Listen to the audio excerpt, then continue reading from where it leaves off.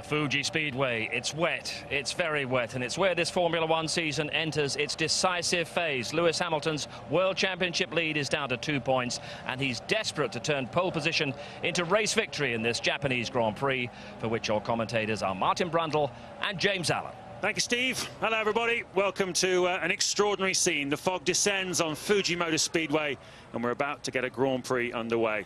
Well, 31 years ago, here at Fuji, in similar conditions, Britain's great hope, James Hunt, started from the front row of the grid and got the job done, winning the World Championship for McLaren. Today, Lewis Hamilton walks in James Hunt's footsteps. He's gone one better by grabbing pole position. And although he can't win the world title today, victory, and especially finishing ahead of Fernando Alonso, would move him a decisive step closer to clinching the world title at his first attempt. It's all about reversing the momentum that Alonso has built up in the last 3 races, in all of which Hamilton has dropped points to the Spaniard. He's now just 2 points ahead with 3 races remaining. Well, yesterday in qualifying, he struck a decisive blow in treacherously wet conditions. The key was to get a mistake-free lap. And although Alonso set faster sector times than Hamilton during the course of the qualifying session, he didn't do it all on one lap. Whereas Lewis managed to put his best 3 sectors together, a nice clean lap, and grab pole by 7/100ths of a second. His 5th pole position of this 2007 season. But it's on days like these that things can go very badly wrong, and the form book can get thrown out of the window. We've already had 2 completely crazy races this year, in Montreal, Canada, and of course Nürburgring in Germany. And I reckon we're in for a 3rd one here. These will seem like the longest 67 laps of Lewis Hamilton's career. One man who plans to take advantage of the potential chaos and who has a lot of fuel in his car and a good wet setup in the Honda is Jenson Button. And you'll see right there, 6th on the grid, is the man who won last year in wet conditions in the Hungarian Grand Prix. And a lot of people fancy him today. If he can get a good clean start, the front runners, the front 2 rows, the 2 McLarens and the 2 Ferraris, we believe will be stopping twice. And everybody, possibly from Heidfeld backwards, but certainly from Button backwards, stopping just the once. Those guys can pose a serious threat to the front runners here this afternoon. Of course, we are going to start this race behind the safety car. That is an advantage for Lewis Hamilton because there'll be less of a challenge for him going into the first corner from Alonso. You can see the second half of the grid there. David Coulthard is in 12th place. I spoke to him this morning. He had various different plans in mind. Tonio Liuzzi is shown as 14th. In fact, he's going to start this race from the pit lane. Anthony Davidson down there in 19th spot. And the 2 Japanese drivers at the very back of the grid, Sato and Yamamoto. We may well, Martin, go 2 hours rather than 67 laps, depending how long the safety car stays out for at the start. But you need a clear head for a day like this, but you cannot avoid the kind of chaos we often see in these situations. No, it's a day to survive, no doubt about it. Go fast, don't crash will be the final instructions they'll get. How long the safety car is out will be very pivotal to many of the drivers and teams' strategies this afternoon. The front 4 on the grid, at least, are relatively light on fuel as they were fighting each other for the front 2 rows yesterday. And that's very difficult for them now. They weren't able to do a few reconnaissance laps to feel how the track was because they really had to save fuel and go straight to the line.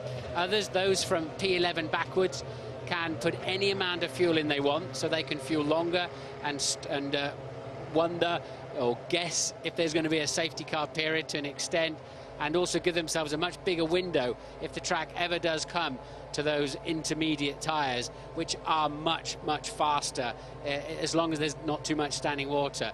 Looking out of our commentary box window, turn 8 disappeared about 2 minutes ago in the fog. It's clear again now, so the mist and fog is drifting across the racetrack, and I think the race director, Charlie Whiting, will be listening to some of the drivers, talking to his safety car driver, Bernd Mailander, who's also a racing driver, to get a feel for just how wet the track is. And sometimes in these conditions, the safety car can be faster than the Formula One cars.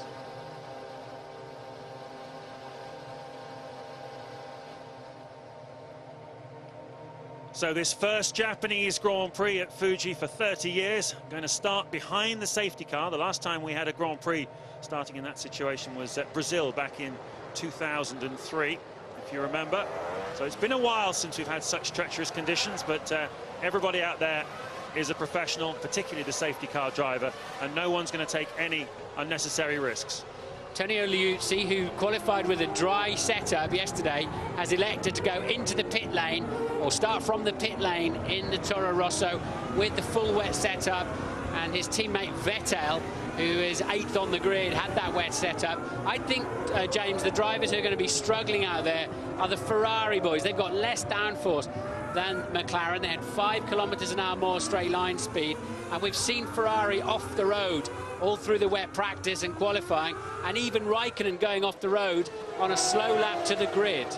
We saw the sign saying pit lane open, and that's because under safety car conditions, when the green lights go on the starting gantry and the safety car drives away, the race is actually underway. So we are now counting down the laps. There is no formation lap behind the safety car, if you like.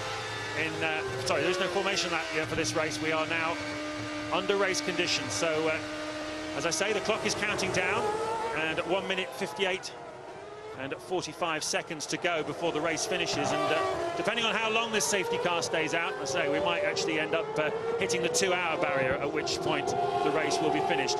There is also another consideration, which is if they have to stop the race, if the rain gets very heavy later on, as long as they've done 75% of the race distance, then the drivers will be awarded full points for the race. So hopefully we won't get into any of that. Hopefully we'll be able to get a decent race going together. And everybody following behind the safety car, they've got to stay no more than 5 car lengths apart, according to the regulations. That's what it looks like in Kovalainer's cockpit. Just watch the water there. It's coming seeping down the sides. It's like a miserable holiday in Scotland on a rainy day. But water pouring in down the sides and going into the back of Kovalainer's overalls. I'm finding this difficult to believe, but apparently the Ferraris are on the what I call the intermediate, the wets rather than the extreme wets. They're obviously expecting the safety car to be out a long time.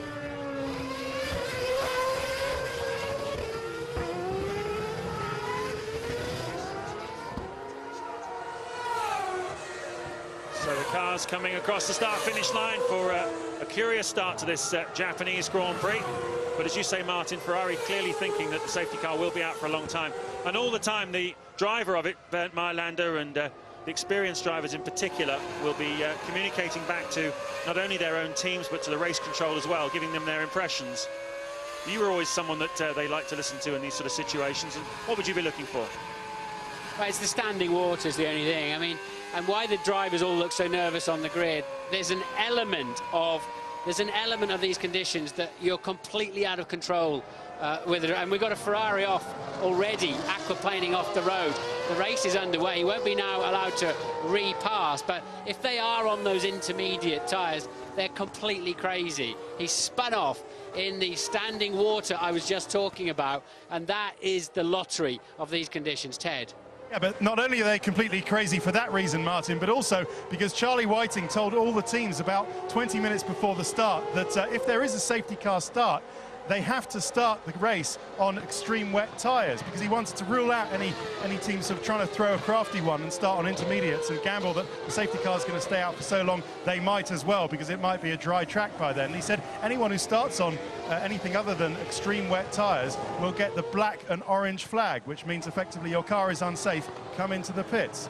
Absolutely right. Charlie's saying, OK, if you want the safety of the safety car, that means conditions are very extreme. You've all got to run the deep groove wet. So, and also Massa has repassed the car, and I don't believe you think he's allowed to do that behind the safety car. Yes, you are. As long as you don't get left completely behind, I think you're allowed to do that.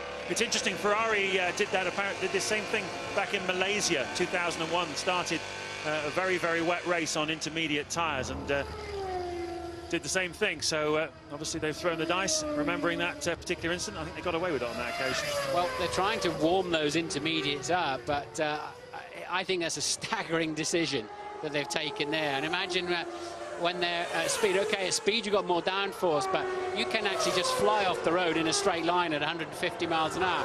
And now Massa pits for presumably the full wets. Ted Kravitz. Yeah, it is for full wets. They've clearly been told by Charlie Whiting, no, boys, don't you try this. Come on, before I give you the black and orange, this car is dangerous. dangerous flag come in also, because Felipe Massa finding out there's absolutely no grip. So, well, that scuppered his race. And his championship. He needed the other cars in front of him all not to finish and for him to win today. But from now where he is, he cannot, of course, overtake. He is now at the back of the queue for when this race starts. And with the amount of field spread we're going to get in these wet conditions and this tight, twisty rear end of the circuit as well, Massa is going to be a long, long way behind after just a handful of racing laps. So we're under the safety car. We haven't unleashed them yet here in Fuji for this Japanese Grand Prix.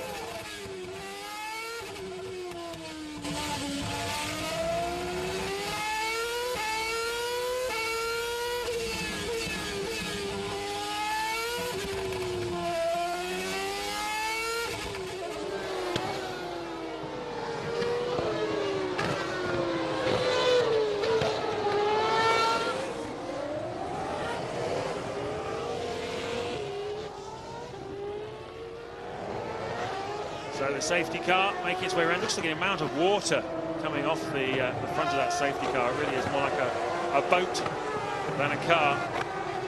And there is Anthony Hamilton. I spoke to him just about an hour ago, and he said he was far, far more nervous on a day like this than he is on any other kind of day. Lewis has won a lot of big races in wet conditions, but I'm sure as a father you really do worry much, much more on a day like this than any other day. Having said that, it's a pretty safe circuit, Fuji. Not getting any fire, okay? It's getting worse, actually. Understood. Conditions are getting worse.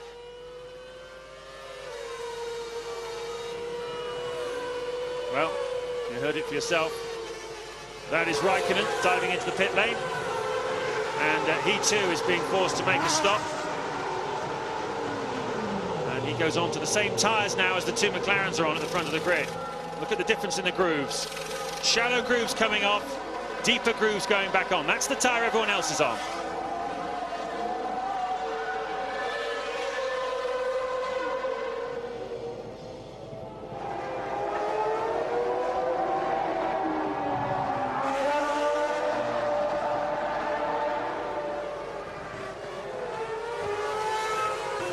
This is the Japanese Grand Prix from Fuji, the first time from 30 years that the event has come here. And we're under the same kind of conditions that we saw back in '76 when James Hunt won the World Championship. It's pouring with rain, and we've started the race behind the safety car, and we just heard Heikki Kovalainen telling his team that the conditions are actually getting worse out there rather than better. You can see that everybody's having trouble. The two Ferraris started behind the safety car on intermediate tyres, as we used to call them, as the Bridgestone call them wets now. They're the shallower grooved tyres, and both Felipe Massa and Kimi Raikkonen have had to come into the pits and change to the extreme wet that everybody else is using. So both of the Ferraris are at the back of the train behind the safety car. Great news for the two McLaren men, but we've still got a long, long way to go in this race. Yeah, the McLaren appear to be clearing the water reasonably well. That is one of the craziest decisions I think I've ever seen, to put intermediates on those Ferraris. We know they're already a bit skinny on downforce, given their straight line speeds in qualifying. And quite clearly, they were taking a massive gamble on it, drying up, the safety car being out for a while. Well, the safety car is out still, but it's raining very heavily out there. As you said, Kovalainen in the Renault reporting back, it's getting no better. If anything, it's getting worse. But even at these speeds, they're struggling to hang on to the racetrack. Well, we saw the Ferraris taking on fuel when they took the tyres on, so they definitely will have switched now into a one-stop strategy. And depending on how long this safety car comes out, the two McLarens were going to have to stop twice. I imagine their first stops were going to be in normal conditions around about sort of 20 or 22 laps into the race. It's a question for them now as to whether if the safety car stays out long enough, they too might be able to just make the one stop if they are able to come in perhaps 27 or 28 laps into this race if they've got a big enough fuel tank. So that'll be a calculation the engineers will be making frantically with every lap they turn behind the safety car. Yeah, they'll be saving probably around half a lap per lap behind the safety car of fuel. And the advantage Ferrari have now, of course, they are fueled up, but with this amount of spray, the field spread at the end of the first lap of action, if we actually do get underway without a safety car, they're going to be 40 seconds behind the McLarens at the end of the first flying lap of racing. In addition to which, they've got to actually make their way past all the cars, so they have to take risks. to make any kind of progress. And of course that is very, as Jean-Pierre Sarti said in the film Grand Prix back in '66, risks are always risks. Ted, what have you got? I think Ferrari are just going to have to claim that they didn't know about this order from Charlie Whiting. They can't be so silly as to deliberately disregard it, James. They must say that, well, maybe we were doing other things, I don't know, but you would expect the team manager to have had that communique from Charlie saying that if it starts under a safety car, you must start with extreme wet tyres. They can't just claim ignorance on that one. But anyway, we'll wait and see after the race. But the drivers still, as you heard from Heikki Kovalainen, drivers still reporting to their team managers that these conditions are getting worse. It is raining much more heavy in the pit lane where I am now, but just the provisions for that, the team managers can then tell Charlie Whiting it's getting worse. He can then stop this race. He can red flag it, in which case everybody will go back to the grid and they'll start again when the conditions improve. Well, that sounded like Jenson Button saying this is too dangerous to me. I couldn't quite hear what he said, but it was sounded pretty urgent anyway. He's clearly not happy. Well, of course, the driver's visibility is the same as this camera. Their visors are the same as the camera lens, and that's how much the driver can see. Plus, you get a lot of fogging in these conditions inside your visor too. And Button was saying it's impossible to see when you're going around. And well, we can understand that, can't we, from these shots?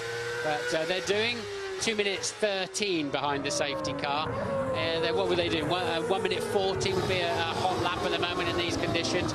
So they've got to try and go something like half a minute faster when they're released from behind that safety car, which I don't see happening anytime soon. Two McLarens then at the front of the field. Lewis Hamilton, certainly one of the greatest tests of his season so far. He's faced adversity before, but this is such an awkward moment for him in this championship, with Alonso, the momentum all being with him over the last 3 Grand Prix. He managed to get in front of him on the grid. It's finishing in front of him this afternoon is so critically important to Hamilton's championship, because the next 2 races we rather think that Ferrari will possibly have the upper hand in China and Brazil. So it'd be nice for the McLaren drivers not to have to worry about what the Ferraris do, just to concentrate on each other. And if Hamilton can get an extra point or 2 advantage over Alonso going into those 2 races, it could make all the difference when we come to the final race in Brazil. Well, that tyre choice might be critical. If this race is run, it's got to go to 47 laps before it gets to a full point scoring situation, 75%, I believe, of the race distance. If this race is run under safety car conditions, and at the moment I can't see any alternatives unless it actually stops raining, then Ferrari, of course, will score no points stuck at the back there. They can't overtake under the safety car and regain where they felt their position should be. But so it'll be. I actually think the McLarens will be better in Brazil. It's bumpy. You've got to use the curbs a lot more in Brazil.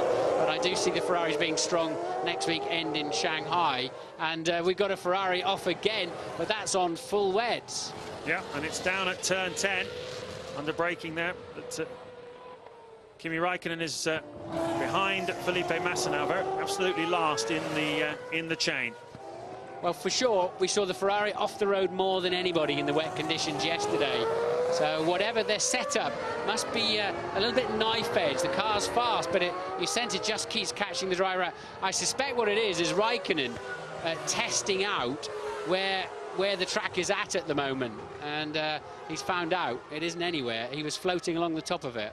Yeah, it's just turning into the right-hander at turn 10 that he had his moment. But, well, Fuji wasn't very kind to Ferrari. Back in '76, we've been telling the story of James Hunt, of course, winning the World Championship. It was Niki Lauda in the Ferrari he was racing against, and Lauda didn't fancy conditions like this, and he parked it and right at the very beginning of the race. So, 31 years on, Lewis Hamilton is still at the head of the chain in front of his teammate Alonso, the defending world champion, behind the safety car in the rain here at Fuji.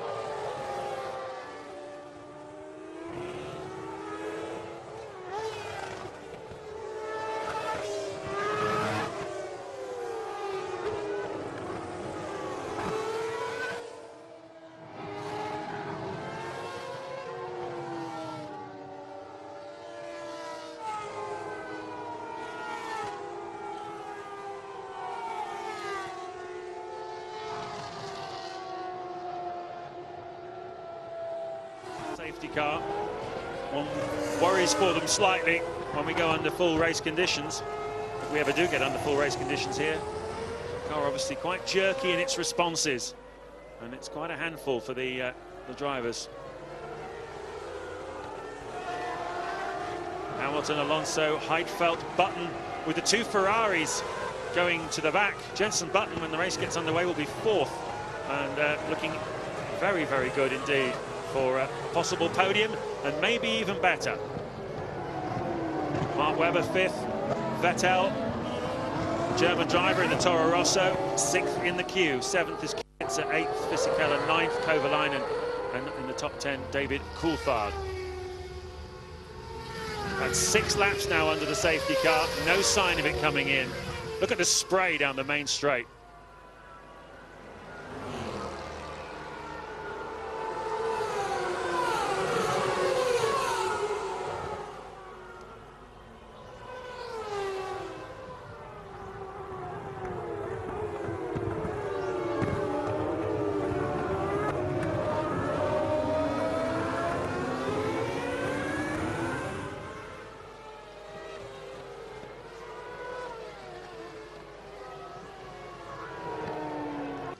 This is the Japanese Grand Prix from Fuji Motor Speedway. And here's some team radio from Ralf Schumacher. Above 100 kph, you can't see the hand in front of your eyes. I mean, it's unbelievable. Complete madness to continue in a moment. Complete madness to continue at the moment, says Ralf Schumacher, one of the most experienced drivers in this field. If you're just joining us, this is one of those strange days in Formula One that you'll remember for a long time, one of those weird races. We've started behind the safety car. 7 laps have already gone. Lewis Hamilton is at the head of the field in front of Fernando Alonso. That's grid order. But third is Heidfeld and fourth is Jenson Button, because the two Ferraris started initially behind the safety car on the shallow grooved wet tyre, which they were forced to replace very early on. They are at the back then of the field. It's a great opportunity for Jenson Button, if they do get this race started from 4th place, to do something here this afternoon. But as you can see, the conditions are very, very bad. McLaren are going to be nervous here, I think, because regulation 6.5 says no points will be awarded if the leader's completed less than 2 laps, so that's over. So we're now into a half-point situation if we don't get to 75% of the distance. That's lap 47. But we think the McLarens are fueled for a 2-stop. So when eventually, depends how long this safety car goes on before they abandon the race. But if McLaren have to come into pits for fuel long before, let's say, drivers 7 through 15, they're going to fall to the back of the pack. Then it'll be pivotal to see when they decide to abandon proceedings, because all of the drivers who have radioed in have said it's nearly impossible at this speed, let alone racing speeds. So McLaren could find themselves like Ferrari, at the back of the pack and out of the points. It's a good point. Of course, from Hamilton's point of view, all he's really concerned about is where he is relative to Alonso, because with the two Ferraris at the back of the field as well, it's not as if Raikkonen could potentially do a great deal of damage to them. But Louise Goodman, what have you got? Well, like quite a few of the drivers have been radioing into their teams. David Coulthard apparently has just been on to say this is crazy because I can't see a thing out here. Anthony Davidson reporting to his team on the pit wall that the visibility is so bad he can't even see the lights of the car in front of him. The team are telling him we're just going to have to stick with it, mate, and trust in the decision of the race director. Thanks for that, Louise. Well, it's ironic, isn't it? Alexander Wurz, who's out there in the Williams. His wife, Julia, had a 3rd baby boy last night at home in Monaco. I bet Alex is probably thinking he might as well have been there, considering he's come all this way for not a great qualifying session in the rain, and so far a race that doesn't look like it's going to start. Congratulations to Julia, by the way. Hamilton then testing the track out. The McLarens look reasonably well bolted down, don't they? We're going to need to start saving some fuel, because remember, of course, Ferrari fueled their car. Did they fuel it to the brim when they came in for those wet tyres or not? Because it could be a question of who goes the furthest here behind the safety car and how long that safety car is out for. It's still raining extremely hard out there, and the last time a race was abandoned, probably a race I was in, I think, back in 1991, apparently, in Adelaide. I can't remember it, yeah. Yeah, I thought it was 89, but my memory is... No, it was 91, and it was Senna won the race, and it was the race that Nigel Mansell crashed into a wall and broke his foot, if you remember. And then everybody piled off to watch Paul Simon in concert, I think it was. And the sun came out about an hour after they'd abandoned the race. It was a great irony. I remember the day very well. But it was one of those things. The conditions were similar to this, actually. But, of course, it was a street track lined with walls, so significantly more dangerous than Fuji with its massive runoff areas. I remember 89 when none of the drivers wanted to start the race. Bernie walked down the grid and said, "Get in the car, the race is starting." So we all did, and the race did start. Prost pulled out. We then went on to race, and Senna led by about half a lap over everyone until he ran into the back of me in my Pirelli shod Brabham at the time. Yeah. Amazing images of the front of the McLaren coming out of the mist and smashing into the back of Martin's Brabham. So you can see Jenson Button will be very much looking forward to this race when it does get started. He's in a very strong position with the McLaren's going to be obliged to make a stop. Obviously, they are saving fuel all the time, but they are going to have to stop before anybody else, and Heidfeld and Button will be licking their lips in anticipation. I nearly hit Coulthard to tell them that they should stop so quickly. Trulli said he nearly hit Coulthard. He's in the train. Coulthard 10th, 11th is Trulli in the train.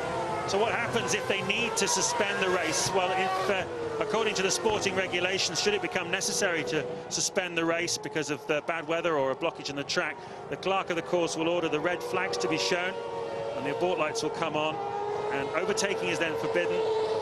Everybody must get back to the grid and form up there in staggered formation and wait until given the instruction by the race director that the race will then restart again under the safety car. So that's what will happen if we are forced to suspend the race. But interestingly, the clock will not stop, so it'll still keep ticking down towards the 2-hour mark if that's what we have to do. Still no action here then from Fuji. We'll be back in a moment.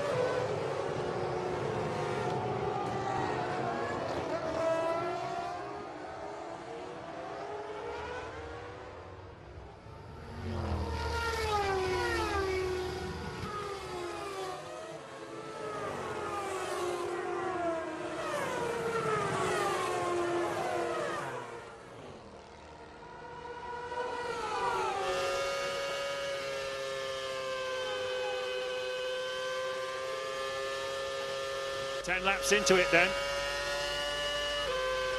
Apparently Mark Webber's been radioing in. He's not feeling 100%, but he's still out there in 5th place waiting for something to happen. There's Flavio Briatore, the boss of the Renault team, shaking his head. Difficult decisions to be made here by Charlie Whiting and all the senior people in Formula One, what to do about this very delicate situation.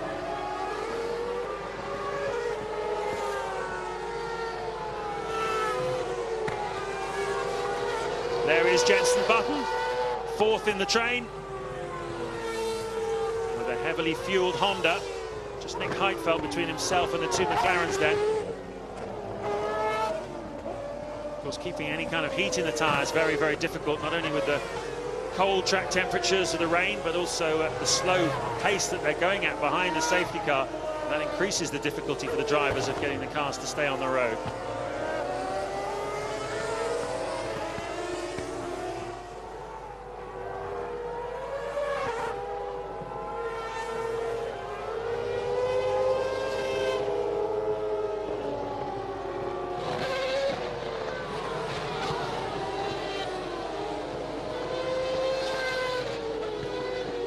Japanese Grand Prix from Fuji Motor Speedway. We're 10 laps into this race, but we're not actually racing.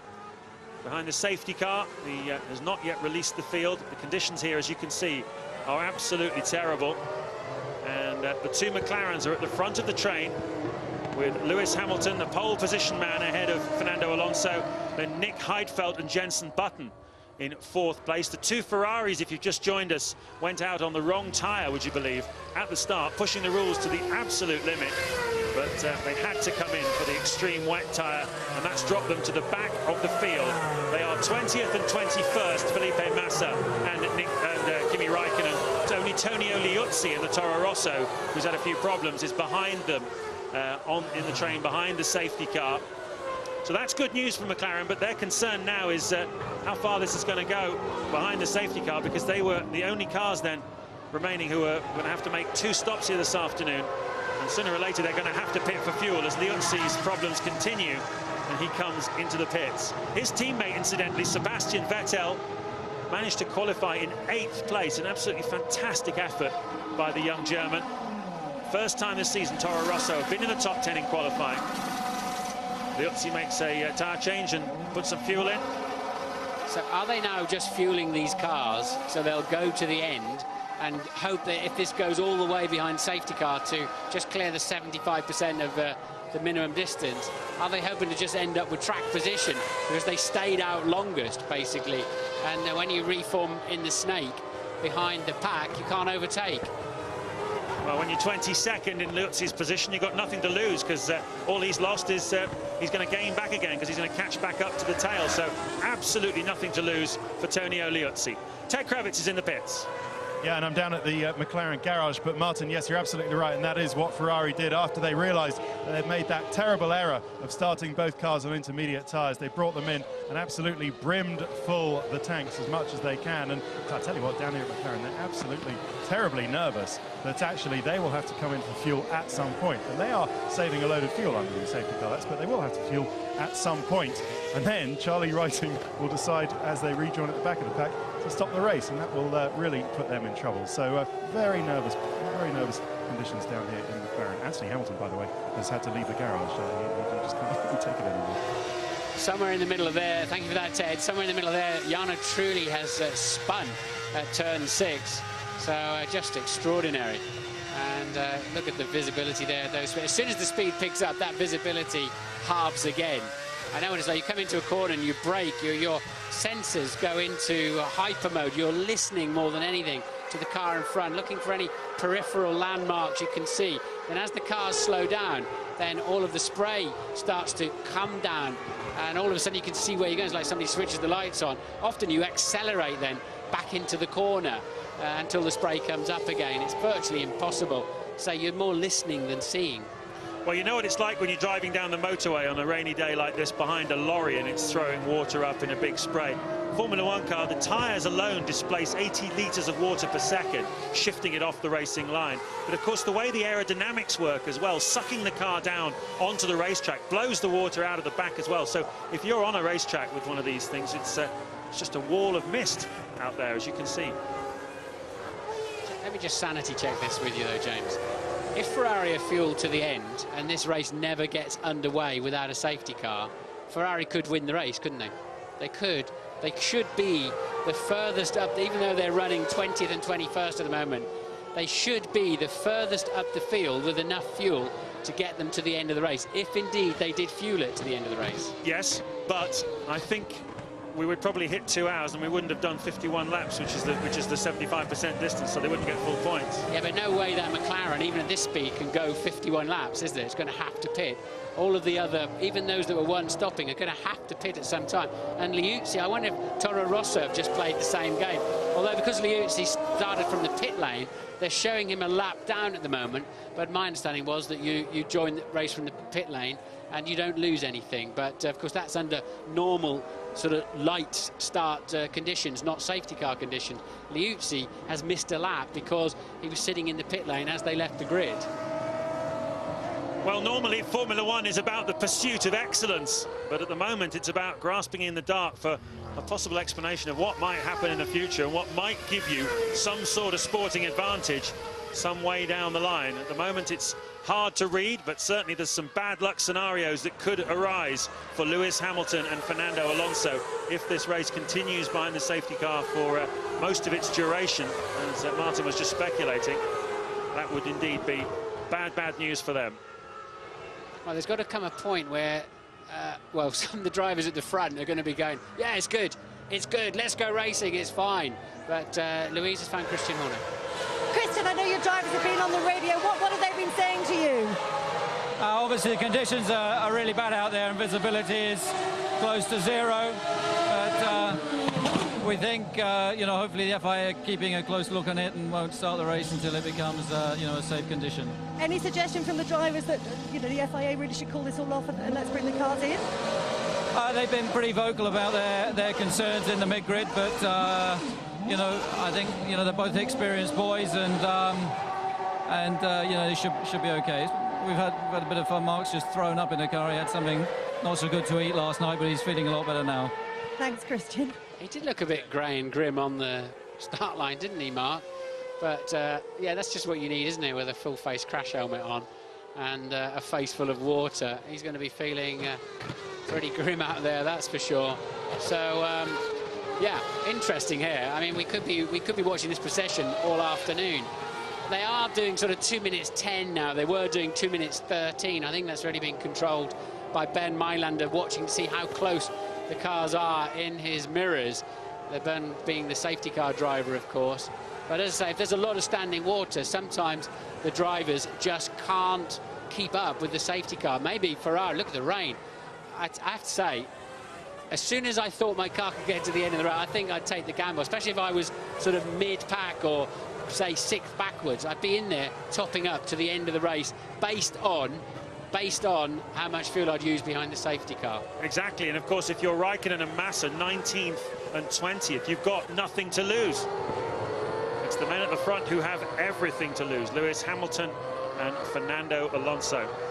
Raikkonen spies a chance here to get a maximum 10 points if Hamilton and Alonso either don't score or score minimum points here this afternoon through a quirky twist of fate. And that brings Raikkonen right back into the championship hunt with 2 races to go. And here comes Kimi Raikkonen to do precisely that. They've obviously worked it out. They can fuel him to the finish of the race now. Ted. Certainly can, and I'm down here in the Ferrari garage. A couple of people desperately trying to kick me out, but I'm not going to have any of it.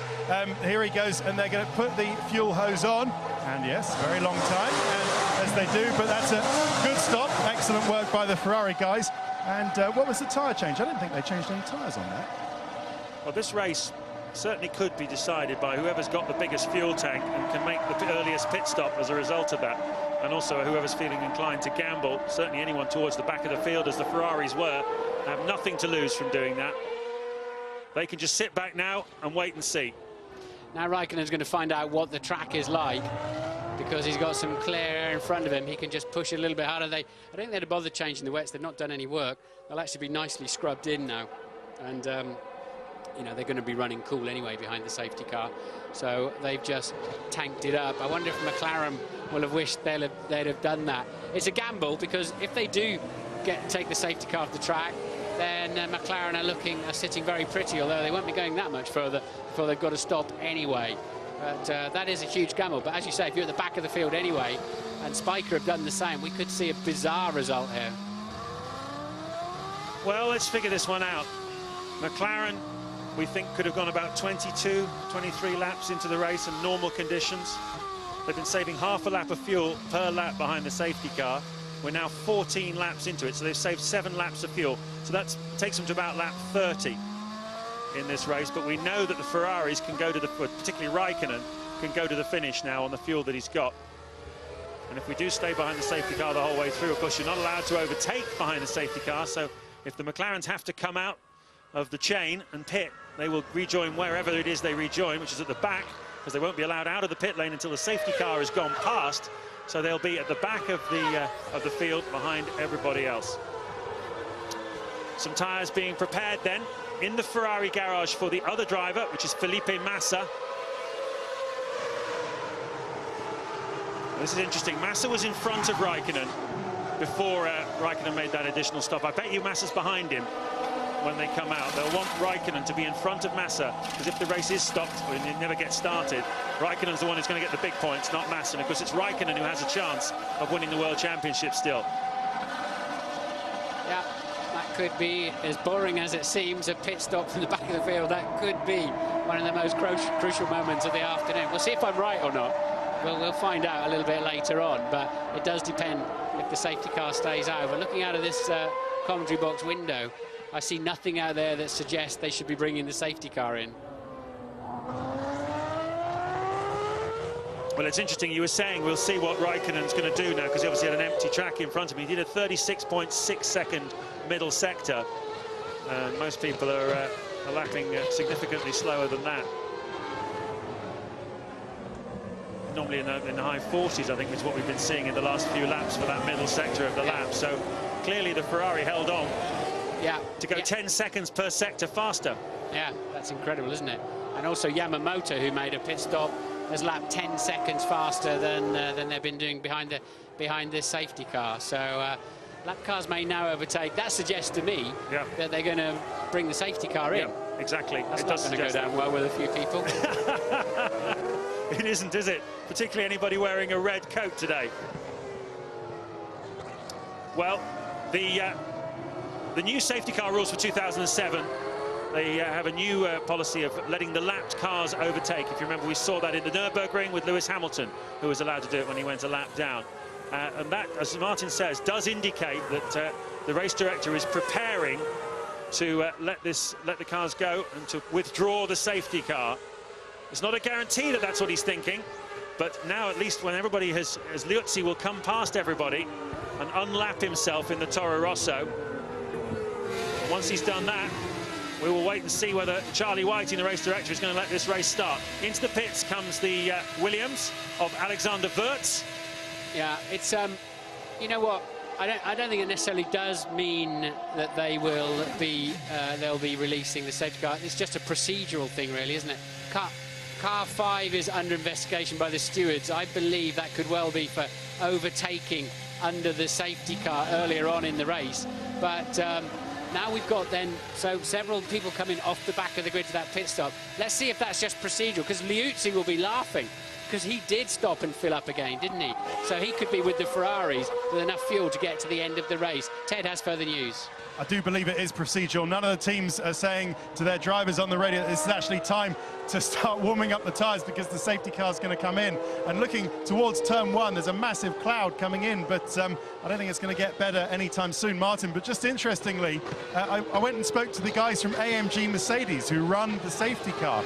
And I asked them, can the safety car do the whole race on a tank of fuel that it carries? And they said, no, it can't. But they do have another safety car. That one is fueled up.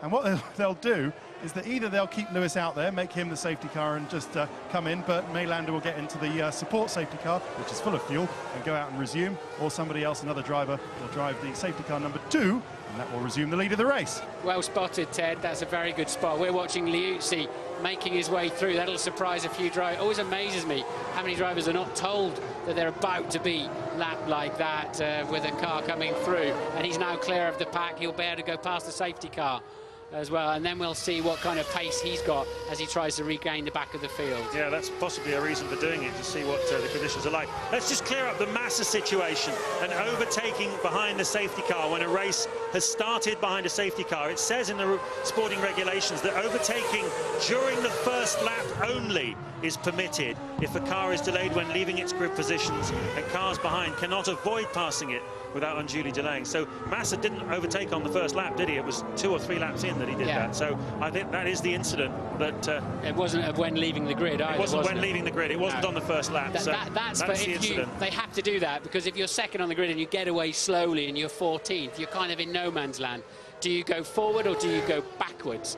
And so that's why they have to do that. But Massa then getting the drive-through penalty, that'll put him behind Wurz and Liuzzi and cost him, in reality, well, could cost him a couple of places at the end of this Grand Prix. Yeah, well, if it never gets started behind the safety car, then it will do.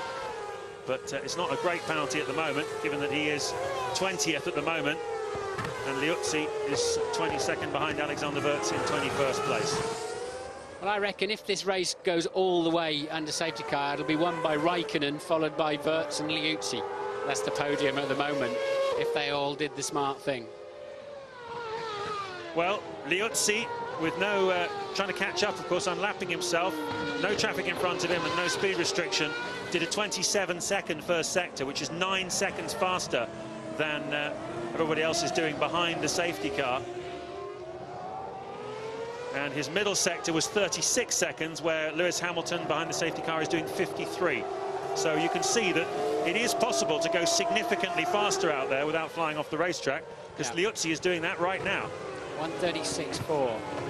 It'd be interesting to see if he got round in front of Massa as well, won't it? See if Massa, after his drive-through, stays ahead of Liuzzi, who's still making up that lap. But you know, that's a pretty handy lap time of 1:36.4 in these conditions. Say that again. So the race directors have got to be looking at that and thinking, well, hang on, maybe the track's not that bad. I think that's precisely why they gave the instruction for Liuzzi to unlap himself at this time, so they could assess it. The interesting thing is that, of course, it indicates that the track itself isn't in bad condition and that there is grip out there, but it also indicates that the great concern is the visibility with the spray coming off the other cars. That's the problem the drivers have got. Well, they'll spread out a bit anyway. But, you know, remember qualifying yesterday on quite a wet track, albeit on the intermediates. They were only 6.5 seconds on wet tyres away from a dry time. So clearly this track does yield fundamentally good grip in wet conditions. 3 cars in the pit lane now: Barrichello, Sato and Trulli. Not because they were going to run out of fuel and because they had to make a stop.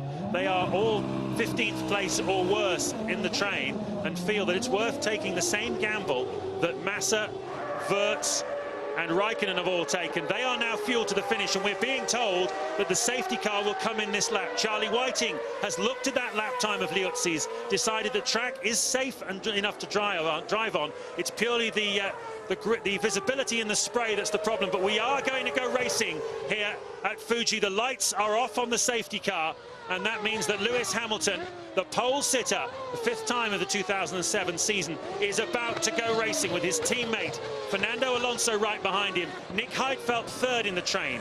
4th is Jenson Button, who we could get a massive result here this afternoon. 5th is Mark Webber. 6th, Sebastian Vettel. 7th is Kubica. 8th, Fisichella. 9th, Kovalainen. And 10th, David Coulthard. Hamilton has allowed the safety car to pull away from him. He is going to bide his time. He is allowed to pick the moment. He's playing chicken with Alonso. You're not allowed to overtake before the start-finish line, of course. You can see Jenson Button there, 4th, has got Mark Webber nibbling at his heels. And it's a question of when does Lewis put the hammer down and what does Alonso do about it? Lewis has now gone. He's not allowed to overtake him. He's trying to force him into a mistake. A wonderful piece of gamesmanship by Lewis Hamilton. And away he goes. And now Alonso's riding his slipstream. He pulls out to have some sort of visibility as they go across the start-finish line. And we are racing at Fuji Speedway for the first time in 30 years. Lewis Hamilton leads them away. Alonso is 2nd. 3rd is Heidfeld. 4th Button. 5th Webber. 6th Vettel. 7th Kubica. And 8th Fisichella. And the run down to the first corner is a lot more simple for Hamilton than it was in Spa 2 weeks ago. Alonso is behind him. Where is the 3rd place man? Heidfeld has had a problem. Jenson Button has gone past him. So too has Mark Webber. And 3rd place man Heidfeld now gets passed by teammate Kubica. As at the front, Lewis Hamilton pulls away from his teammate Alonso. We've got an accident there, and it looks like Felipe Massa in the Ferrari and Alex Wirtz, who are at the back of the field, have collided. Well, what a massive relief this is going to be for those that were getting short of fuel, that they've started the race, but already carnage then down at that first corner as they've tried to guess where the braking point is going to be. And clearly Wirtz looks like he's got it wrong, gone straight into the back of Massa.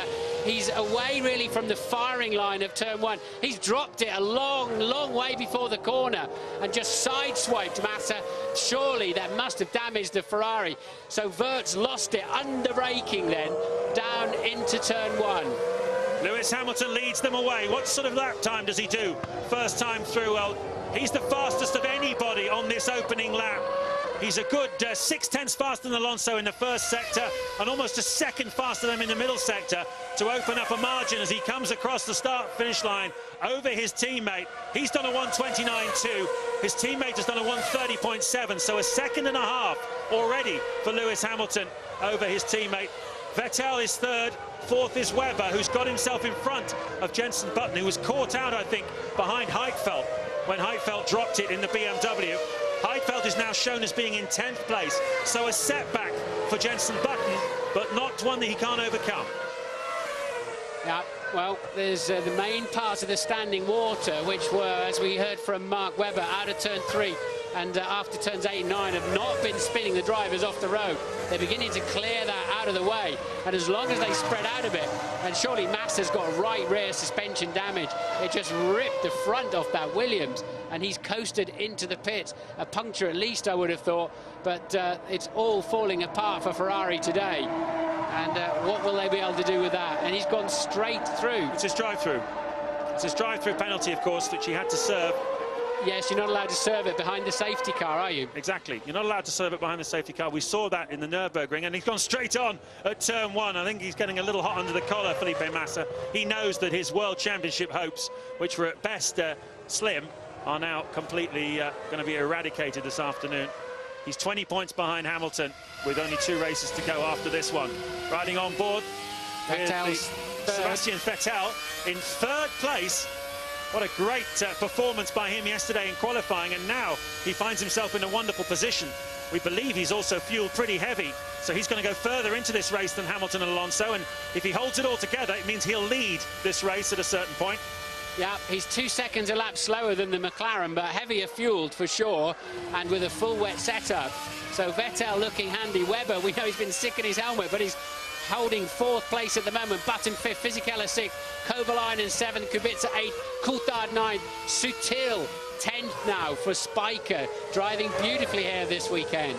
Yep, Adrian Sutil, who many people, myself included, thought would shine yesterday in qualifying, couldn't get any heat into the tyres on the Spiker, and was down at the back of the grid in 20th spot. But here in these extremely wet conditions, he's managed to get himself up to 10th place, and we'll keep an eye on Adrian Sutil, the German driver, in the Spiker in 10th spot. He's now ahead of Nick Heidfeld, who was 3rd in the train behind the safety car when we had our start to this race. Hamilton has pulled out a gap of 2.2 seconds over Fernando Alonso, and they're vying for fastest sector times. Alonso fastest first sector, Hamilton fastest middle sector. Here's a look at what happened between Button and Heidfeld. And Button, did he lose his front wing? He's very lucky if he didn't. Yeah, he did. He's staying out in 5th place with no front wing. How does that work? Because that's a replay of some time ago, isn't it? Of a couple of laps ago. Can't be, surely. He cannot be doing those kind of times with no front wing at all. Yeah, well, he's doing 1:34.9s, and Hamilton's doing 1:29, so he's 5 seconds a lap slower. But, I mean, downforce is so important on a rainy day. There's a damaged front wing of Takuma Sato, 17th place man in the Super Aguri Honda. That's a slightly more of a problem because it's tucked up under the front wheels. Yeah, and if that goes under your wheel, under braking, you just go straight to the scene of the accident. You just skid along on your own wheel. So Davidson then, was that Sato, did you say? Down, he's down in 17th at the moment. He'll pit this lap, surely. Indeed, he does. You have to be so careful. You can actually slow the car down even. Now, this Button situation is interesting as Sato comes into the pits, because he's slowing the field behind him down by 5 seconds a lap, and that means the two McLarens at the front, if he stays out there much longer, there'll be a big window for them to slot back into when they make their pit stop. They'll be monitoring this. Jensen's only 3 seconds off the pace with no front wing, but he's just had a very poor first sector. Suspect he didn't slow down enough at the first corner and lost 4 seconds. So Button will be fighting with Fisichella and Kovalainen. We think Button's going to have to come in this lap from what is currently 5th place. Webber's passed him. But he has done the McLarens a huge favour because he's opened the field right out. Fisichella behind him is now 25 seconds behind race leader Hamilton. Got a fire down at Super Aguri. Sato takes off with the car on fire, and it's raining hard enough to put it out probably as he comes down the pit lane. Still smoke coming off that side pod.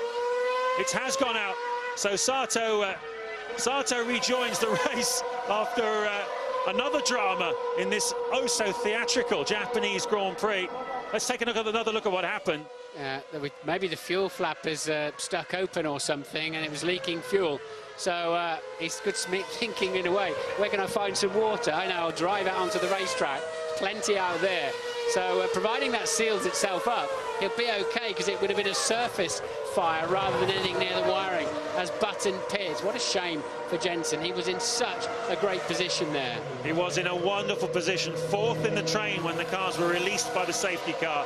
Got caught up in Heidfeld's incident. Chance of victory gone. Still a chance of points. He'll be fueled to the finish of the race now.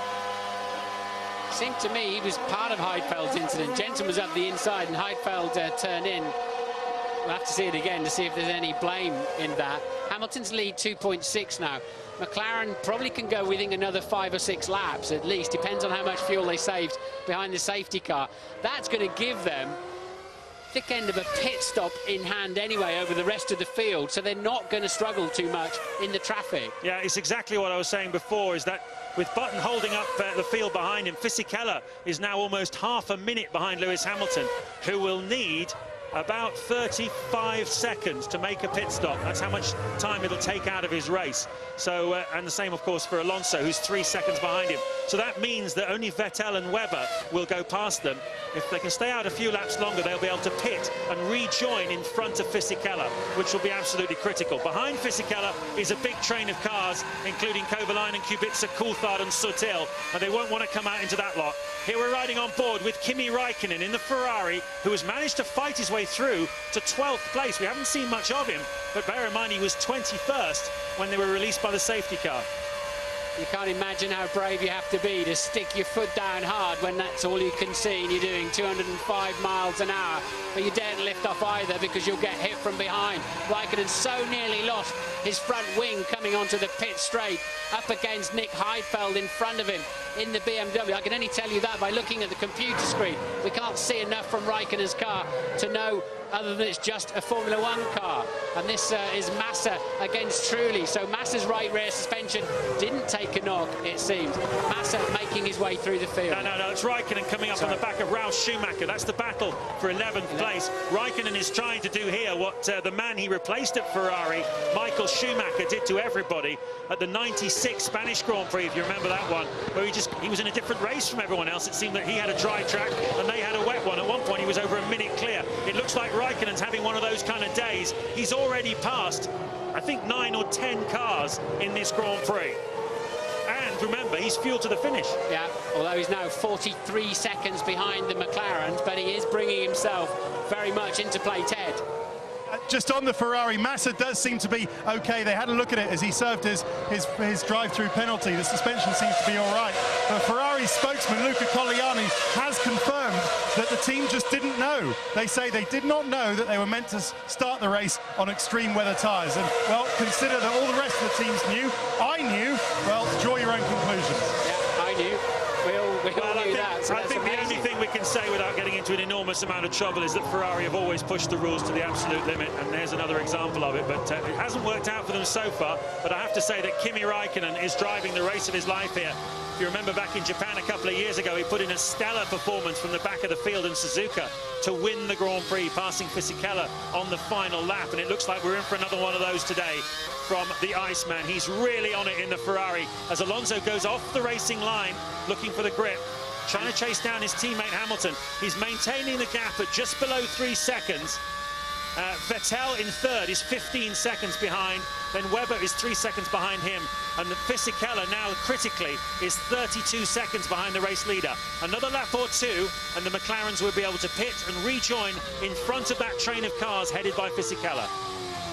And Hamilton's pulled the lead back out to 2.8 seconds again. You have to say it was the right decision to restart the race. We've seen some incidents, but we haven't seen anybody simply aquaplaning off the road into an accident.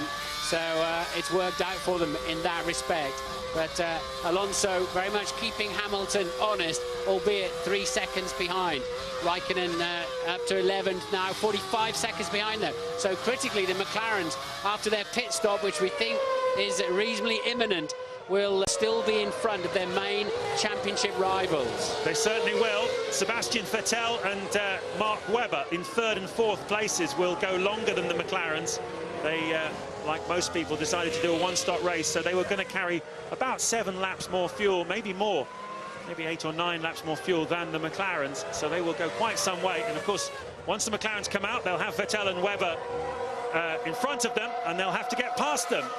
We believe this is for Fernando Alonso. That's what we're being told from the pits. Second place man, 3 seconds behind teammate Lewis Hamilton. There is Alonso, and into the pit lane he comes. Full wet tyres, as you would imagine, going on. Still raining very hard here in Fuji. The clouds have descended, the mist has descended. In fact, I can't even see the cars driving out of turn 6, which is less than half a kilometre away from me. They just drive out of the corner and disappear into the mist. Yeah, Hamilton's gone fastest of anybody on that lap as Alonso pits. We can assume Hamilton will be shortly afterwards, and they'll fuel that McLaren then to the end of the Grand Prix. That's why he's waiting so long. And away he goes. Looks a neat and tidy stop. So Hamilton will push hard now. This could well be his in-lap anyway, so he should resume the lead. And Fisichella has just gone past us in the commentary position in the Renault. There he is. So Alonso comes out behind Fisichella and into that queue of cars that I was talking about. He's behind Fisichella, Kovalainen and Kubica. Here comes Raikkonen. He's not far behind Alonso, you know. He's past Sutil, but he's lapping at the moment Raikkonen some 4 seconds a lap slower.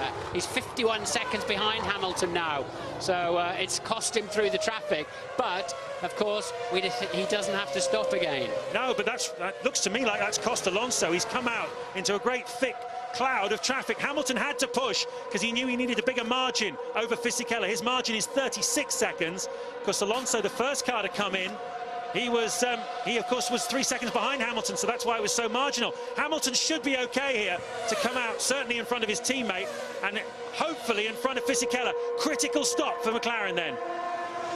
Ted. He does, yes, but of course Fisichella does still have to stop. Let's see if Lewis can hit his marks. It's, oh, perfect stop so far from Lewis. And new wet tyres go on. They've only got 3 sets of these wet tyres, but that's a brand new set going on.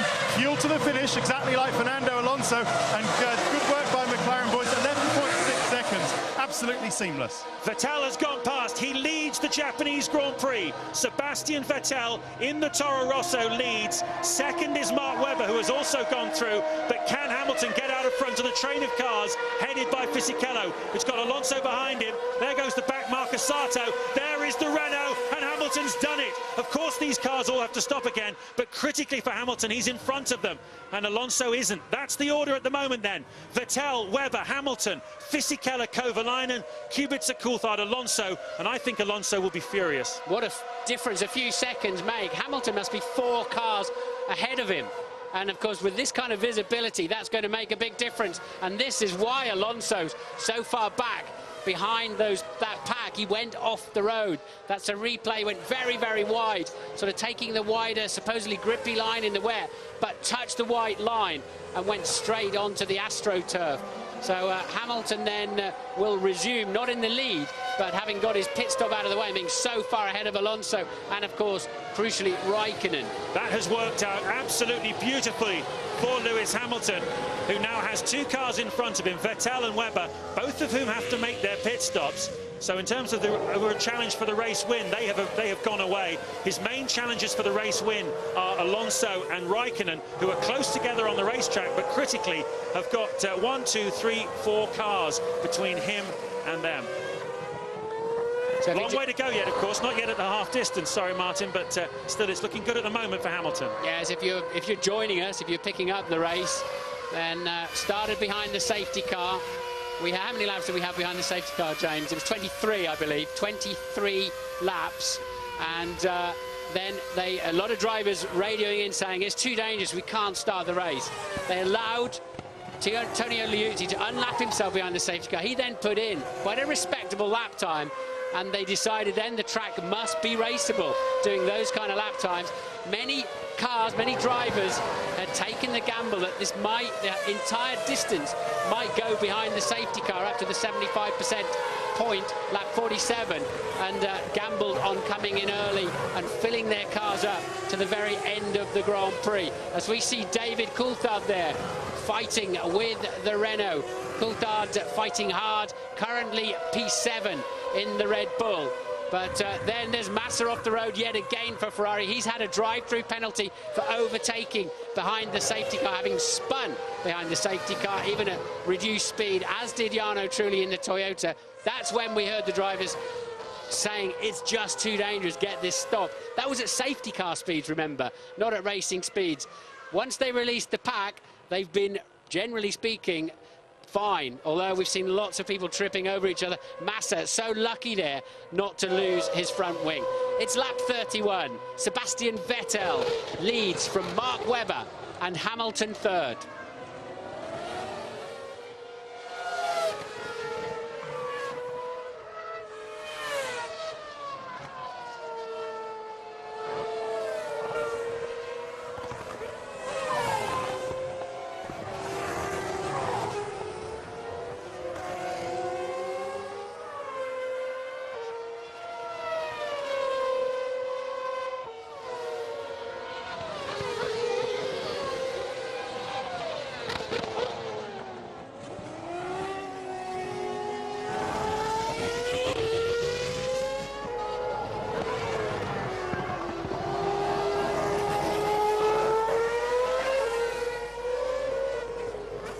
So Sebastian Vettel leads the Grand Prix for Toro Rosso, with Mark Webber second, Hamilton third, and Kovalainen in fourth place. David Coulthard is having a strong drive in the Red Bull.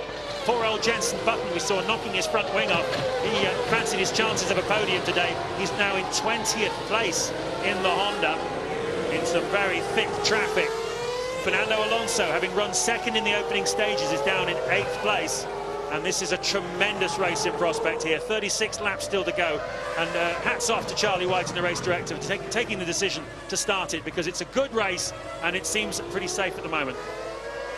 Well, it's interesting to see that Alonso is lapping 2.5 seconds slower than Hamilton because he's in the spray and the traffic. So Hamilton's net lead is just extending massively. Raikkonen also a second or so slower. That's what you can see at close on 200 miles an hour if you're Robert Kubica, closing down on Giancarlo Fisichella in the Renault. He probably knows whether he passed him. It looks like he did. Kovalainen, I beg your pardon, in fourth place. Looks like he's put him behind him. So Kubica, in which case, up into fourth place. Having a strong run here, the pole. Up the inside he goes. Thank you very much. This is the battle for fourth and fifth places then between Robert Kubica and Heikki Kovalainen. Behind them is Giancarlo Fisichella as Toro Rosso get ready, presumably, for race leader Sebastian Vettel.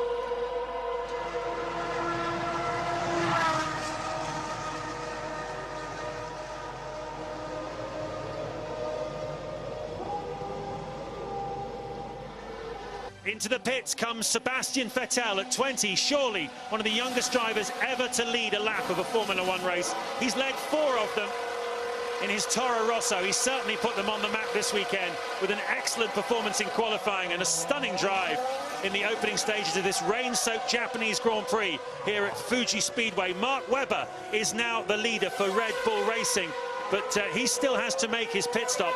There is Fernando Alonso, who is battling with Nick Heidfeld over 8th place. And there is Kimi Raikkonen, who's fought his way back from the very back of the field and comes out behind Vettel when Vettel rejoins. If you've just joined us, there is your race leader, Mark Webber. The story is we had the first 18 laps of this Japanese Grand Prix under safety car conditions. You can see yourself, it's raining hard and the visibility was very poor. When they finally, before they unleashed them, the 2 Ferraris were forced to switch from the shallow cut wet tyre that they had decided to start on and come in for the extreme wet tyre. And that dropped both Ferraris to the back of the field. Raikkonen is fighting his way through, but Massa is having one of those afternoons where he keeps flying off the road, and he is in 15th place. Jenson Button, who was 3rd when the cars were unleashed from behind the safety car on lap 19, unfortunately got tangled up with Nick Heidfeld and knocked off his front wing. He has rejoined in 20th place. And the man controlling this race is Lewis Hamilton, who started from pole position, was able to make his pit stop and clear the traffic.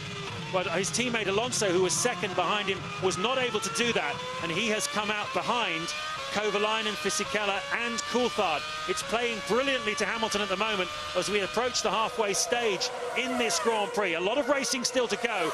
But here you can see Heidfeld having a go at Alonso, and it's not the first time this season that the BMW has passed Alonso's McLaren. Alonso's very slow on this set of tyres. He's lost a full 14 seconds now. Remember, he was 3 seconds behind Hamilton before these pit stops started. He's now 14 seconds behind him. He's made 2 errors, so 2 very bad laps, and generally he doesn't have any pace for some reason on this set of tyres. Alonso now loses out to Heidfeld. We think Heidfeld is pitting at the end of this lap. So Massa's pitted 3 times. I have a feeling, you know, Ferrari did their drive-through behind the safety car, which doesn't count, and then had to do it again. Yep, you may well be right. Well, at the moment, though, Robert Kubica, who is lighter in terms of fuel than his BMW than Lewis Hamilton, is crawling all over the back of him. And he's going to be challenging Lewis fairly shortly, I think. Hopefully nothing untoward will happen. Meanwhile, Lewis Goodman. Oh, no, there is Lewis Hamilton. And there is Robert Kubica.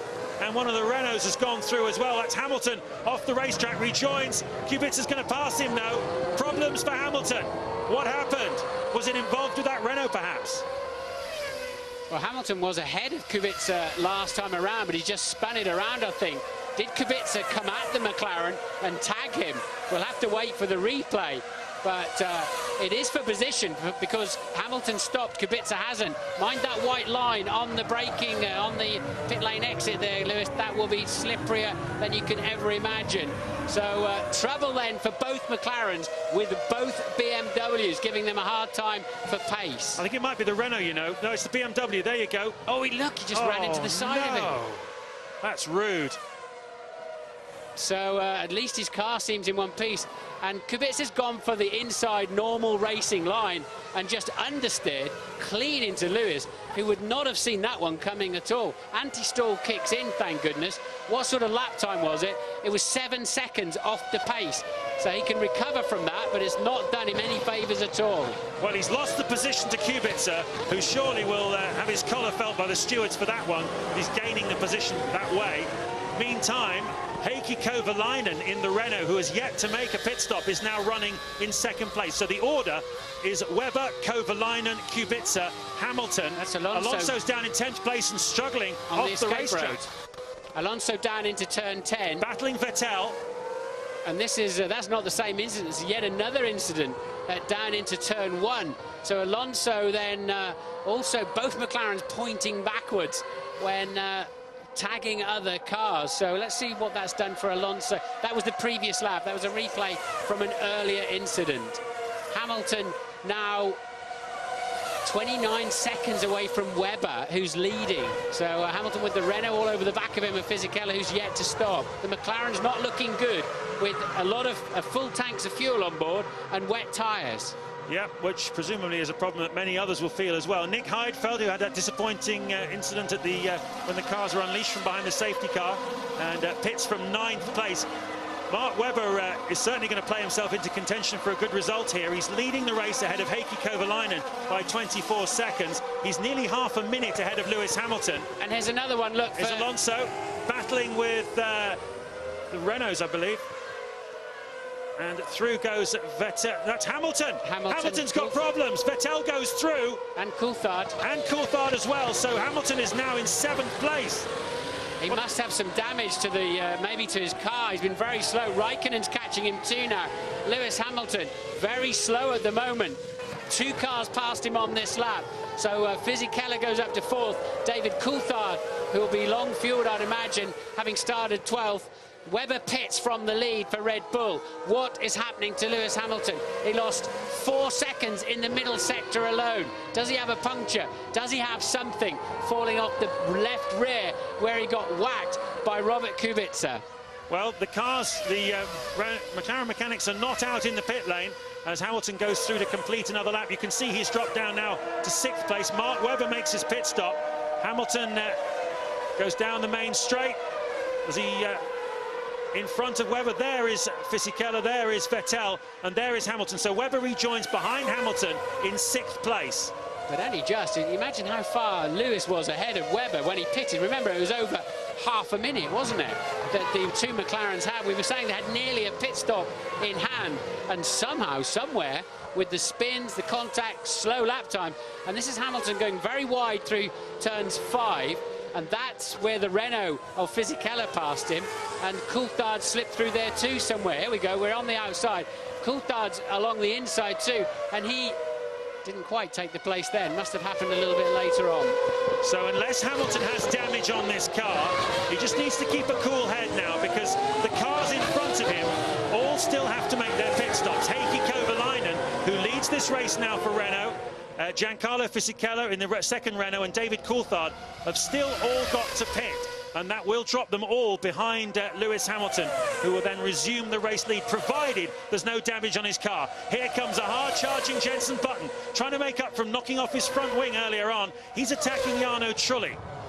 This is a battle for 19th place. Jenson Button way down the field. Battle for Japanese honour too, with Honda versus Toyota makes it stick, but it's for 19th, as you say, James. At the moment, Kovalainen leads on lap 38, 7.3 seconds ahead of his teammate Fisichella. David Coulthard moves up into third. Hamilton has regained reasonable lap time, but only reasonable lap time. He's 2.6 seconds ahead of Webber, who's fifth. Vettel just behind Webber, who's sixth for Toro Rosso. Raikkonen, look at that, he's up to seventh, fuel to the end, and lapping well. Mind you, he's just had a scruffy lap too. So all sorts of variation going on in lap time. Very, very inconsistent. I think what's happening here as well, if you look at it, is the cars that still have to make a stop are all lapping pretty quickly in the 1:30 30s. Whereas Hamilton is lapping in the high 1:31s. Last lap for Raikkonen, who is also fueled to the finish, was a high 1:33. What did Alonso do? A high 1:32. So it's all the cars that are light that are going quickly at the moment. Hamilton's pace seems to be the benchmark for everybody who's already made a stop. Vettel is slightly faster than him. He's 0.3 faster than him, but so he's the fastest man out there, Vettel, of the men who are fueled to the finish at the moment. That's the top 8. Alonso, a single point as things stand. Hamilton down to 4th, and still a lot of racing to go here. Still 30 laps to the finish. Do I sense it's getting wetter out there too? We're getting more standing water now than we had before. I wonder if we're heading back towards safety car conditions. It just senses Ted's down in the pit lane. Is it still raining hard out there, Ted, or raining harder? Yes, it's raining harder. That's the point. When they started about 5 minutes ago, it wasn't really raining at all, just a few spots here and there, but now it's pretty constant rain on the puddles that sit in the middle of the pit lane, Martin. But could that have been deliberate by McLaren? I'm in their garage and I'm watching all the people on Lewis's side who really matter, his engineers and Martin Whitmarsh and the people in the racks, and they're actually quite calm about this. Could they be saying, look boys, we're looking okay on this, we know Lewis is fueled to the end, let the people by as best you can who still have to stop again, and then we're not involved, we won't be involved in their race, and we'll carry on. But huge plumes of spray now coming up on the main straight. Thank you, Ted. We just got a great shot of some damage on the side pod of Lewis Hamilton. I believe that was Lewis Hamilton's car. Incident involving car number 10 is under investigation by the stewards, and that, of course, is the BMW of Robert Kubica, who smashed into the side. It's, in fact, Alonso. We're looking at the damage on the side of his car, not Hamilton. But anyway, it's Kubica who smashed into the side of Hamilton, which is what dropped him down from what would have been the lead down to what he currently is in 4th place. So let's get this in context here. Hamilton's 4th. The 3 cars in front of him all still have to stop. If the safety car comes out, obviously before they make their stop, that will have one effect. If it comes out after they've made their stops, that will have a different effect, and it'll be a good one from Lewis Hamilton's point of view. All the cars behind Hamilton have already made their stops, and all apart from Vettel are lapping more slowly than Lewis Hamilton. That'll have less effect in the wet than it does in the dry. You're not pulling the same lateral loads through the corners and relying so much on that downforce for Alonso, but it will not be helping his cause. That's a fact, as Kovalainen pits from the lead. Coulthard pits from 3rd place as well. Kubica gets a drive-through, we think, for running into the side of Lewis Hamilton. So Fisichella takes up the lead then. Hamilton 2nd. Webber resumes, having also stopped now in 3rd. So the pendulum swings back towards Lewis Hamilton, provided that car is not damaged after that collision by Kubica, and provided Lewis can keep it on the road, he's looking good for the victory here this afternoon, if he can just keep it all together. At the moment, the crucial thing, as far as he's concerned anyway, is how far he is ahead of his 2 championship rivals. Fernando Alonso, who is currently in 8th place, and Kimi Raikkonen, who is currently in 7th place. Shown as 5th now. Raikkonen struggling in this deeper water now. We know the Ferraris have got a little bit less downforce than the McLaren. And he's beginning to struggle with the aquaplaning. I think the drivers will be on the radio complaining about this anytime soon. It is getting a bit marginal now. It's lap 40, and Fisichella still leads. He's just 3 seconds ahead, though, of Hamilton as we look at the damage on Alonso's car. As I say, I don't think it will affect him too badly in these conditions. Raikkonen, we believe, is coming in for a fresh set of wet tyres. Has he worn those tyres down? Two championship drivers, you can see the amount of water that's being moved around by the tyres as they go through it. Is much more serious than it was before. Raikkonen goes for the pit lane. Alonso goes through and picks up another place, with Coulthard having made his pit stop and Kovalainen as well. That means that Raikkonen, I believe, is up in fourth place now, depending on where Fisichella emerged. Into the pits comes Raikkonen. Alonso up into fourth place then. Well, we thought Raikkonen could go to the end.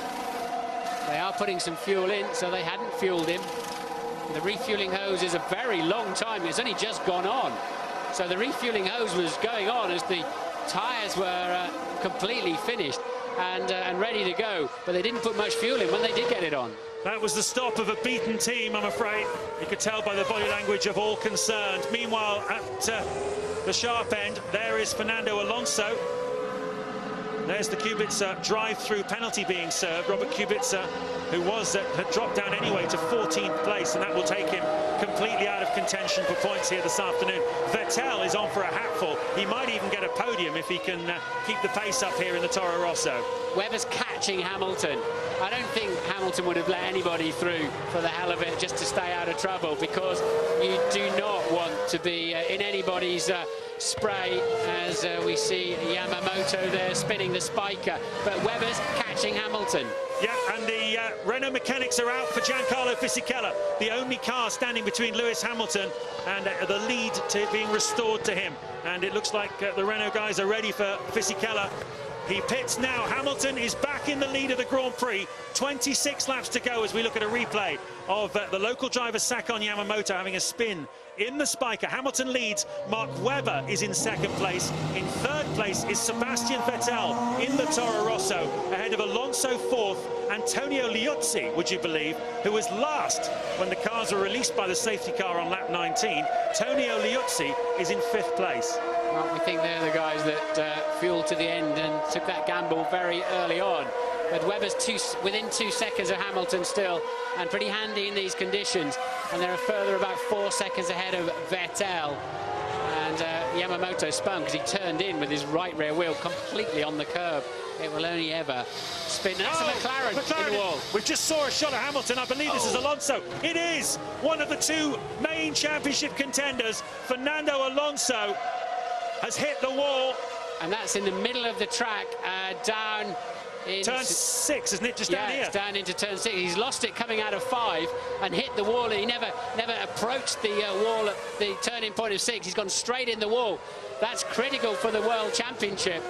And he's hit the wall very hard. He's dropped it on the exit of 5. That's what's gone on there. Safety car has been deployed. There's a lot of debris from that McLaren scattered all over the track, but Hamilton will be getting the message as he leads this Japanese Grand Prix.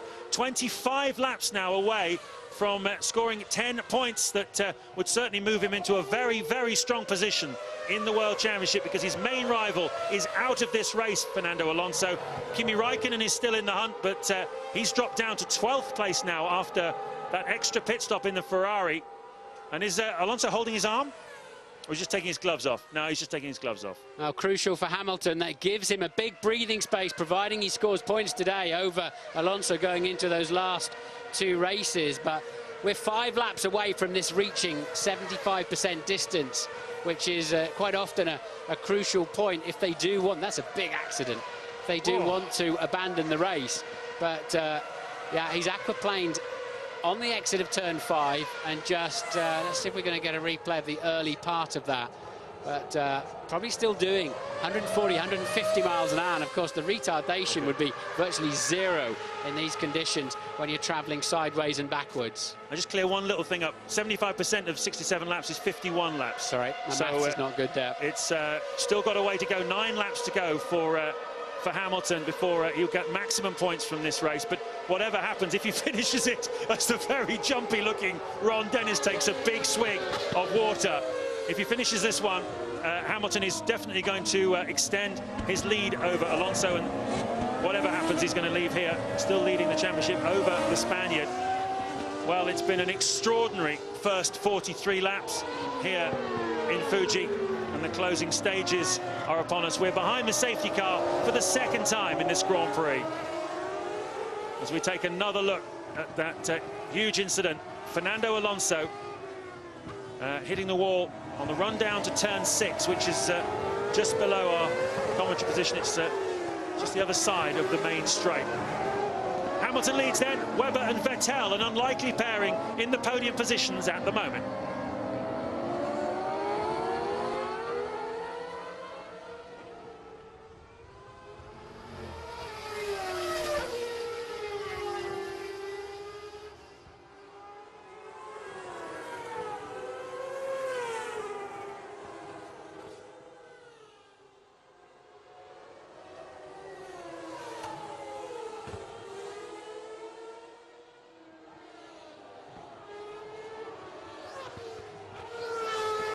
Shock-absorbent materials. And there is Lewis Hamilton. There is Fernando Alonso. And, well, he's trying to put a brave face on it as he climbs onto the back of the motorbike, but he knows the significance of that incident. He knows what it means to his championship situation with 2 races still to go. Still managing a wave for the crowd, though, the defending world champion. On a difficult day for all the drivers. He's on 95 points in the World Championship. Hamilton is on 97. And if he wins this race, still a long way to go. He'll be on 107. He'll have a 12-point margin with 2 races to go. Long way to go yet this afternoon. It'll be so easy to aquaplane off this racetrack.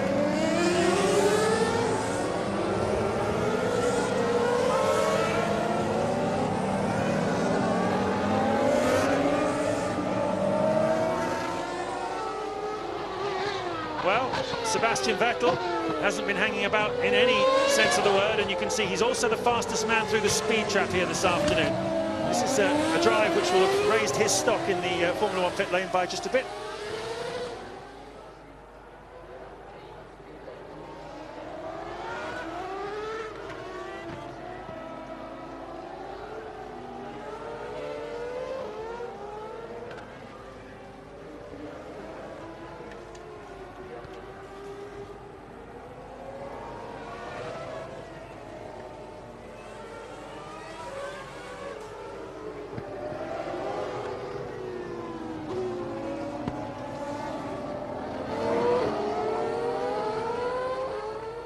There's the replay then earlier on of the McLaren getting some damage before this accident when he made contact with Antonio Liuzzi, and this is a big accident. A full 720-second spin.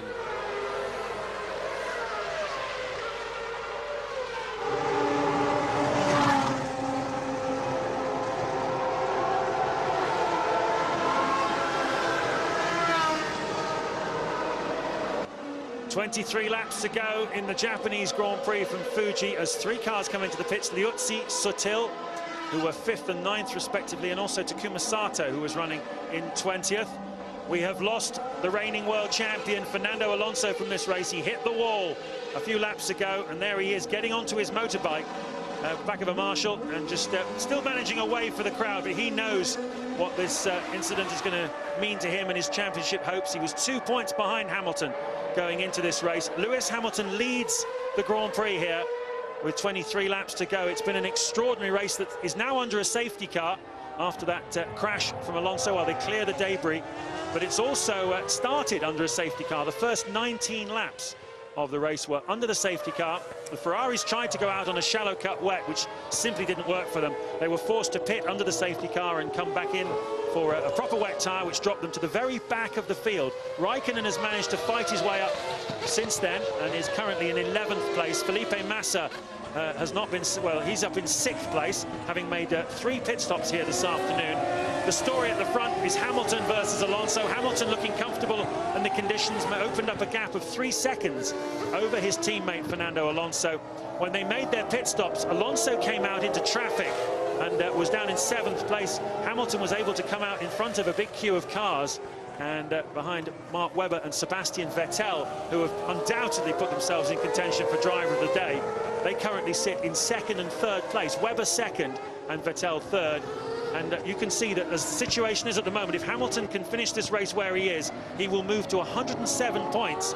And Alonso will stay where he is on 95. And that will mean that Hamilton, with 2 races to go, will have a 12-point margin over his teammate in his quest to become the world champion in his first year of Formula One. Plenty of other things have happened. Lewis Hamilton's not had an easy run of it. He was clouted by Robert Kubica in an incident that moved him from what would have been the lead down to an aggregate 4th. But, sorry, go on. Lap cars may now overtake. Those lapped cars are Sato, Alonso, who's very much in the wall, and Wirtz, so who's out of the Grand Prix, and Davidson. So we're talking really about the 2 Super Aguris. They're the only 2 lap cars that are still running. I'll tell you the problem with this situation, James, I've had it several times, is now the pack is all grouped up again and going quite slowly, and it's raining heavily. The standing water tends to grow quite quickly and deepen, and it changes the dynamics of the racetrack. When you're circulating and the whole track is busy and the surface of the standing water just keeps getting broken and dispersed, it does help the racetrack a lot. Now you've got them all in one pack around the other side of the track, and it's at any one time, and the water just tends to get worse. What a tense afternoon for everybody concerned. Lewis Hamilton at the front. This reminds me of the Canadian Grand Prix, his first victory this season in Formula One, where we had, I think it was 4 safety car interventions. Hamilton managed to keep his head and steer through the chaos to take his first win. This is an altogether different prospect with the rainy conditions that we have. Mark Webber and Sebastian Vettel deserve enormous credit for their performance both yesterday in qualifying, where they both got themselves solidly up the front of the grid. Mark Webber was 7th, Vettel 8th, and they are now, by virtue of having made pit stops at the right time, Webber is looking at his 2nd podium of the season, and Vettel looking at his first ever in Formula One. And boy, has Vettel stopped. Oh, Webber's off! Webber's off into the wall. I can't believe it. He's aquaplaned off. Maybe he's just tried to warm his tyres up or something. Did he get anywhere near Hamilton when they were busy warming tyres or moving around the track? But somehow or other, Mark Webber, behind the safety car, has gone off far enough to hit the wall. Vettel is now 2nd then. The 20-year-old Sebastian Vettel takes up 2nd place, with Webber having gone off into the wall. Well, let's wait and see he hasn't just parked it. Let's wait and see he hasn't just had a problem. And where are we? Yeah, he's spun it. Oh, Vettel has been hit. He's been hit by Vettel big time. Vettel is out as well. Vettel has just run, oh, the Toro Rosso hits the sister car Red Bull. Vettel has run into the back of Mark Webber while they've been warming tyres and brakes. You can't believe it. It was headed for a fairy tale for Webber and Vettel. And I guess the guy who owns the Red Bull teams, both of them, Dietrich Mateschitz, will be watching this in Austria and will be throwing something very large and heavy at his TV screen, because he was looking at a double podium here. Engine switched off. Toro Rosso are furious. And I was just saying how high Sebastian Vettel's stock must have got. It just went down like Northern Rock stock did in the last wow. What are they doing? I mean, visibility's poor, but I suspect what happened is Webber was just warming his brakes as Vettel was warming his rear tyres, and they met in the middle. That puts Kovalainen up to 2nd. Massa for Ferrari 3rd, despite 3 pit stops, one of which was a drive-through. Coulthard then is 4th. Fisichella 5th, Heidfeld 6th, Raikkonen 7th, having made a bit of a surprise extra pit stop too. He's been in 3 times. Barrichello up to 8th for Honda. But how extraordinary. I wonder if we'll see another shot of that. But it looks as if it was brain fade.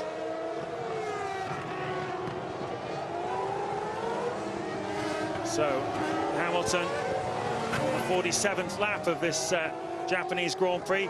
I think if you're a Japanese race fan, you not only need a a lot of endurance and a lot of stamina, but you also need a very good set of waterproofs because it quite often rains over here. And the crowd that has turned up here this afternoon, a very healthy crowd it is too, has seen a truly astonishing Japanese Grand Prix, and it's not over yet. Cars maintaining a distance from each other, and it's when they try and warm the tyres up as Kovalainen pushes Hamilton, gets up alongside him. That's the fastest lap classification in this race. 1:28 was the fastest we got to at one stage, and clearly that was when the rain was at its lightest.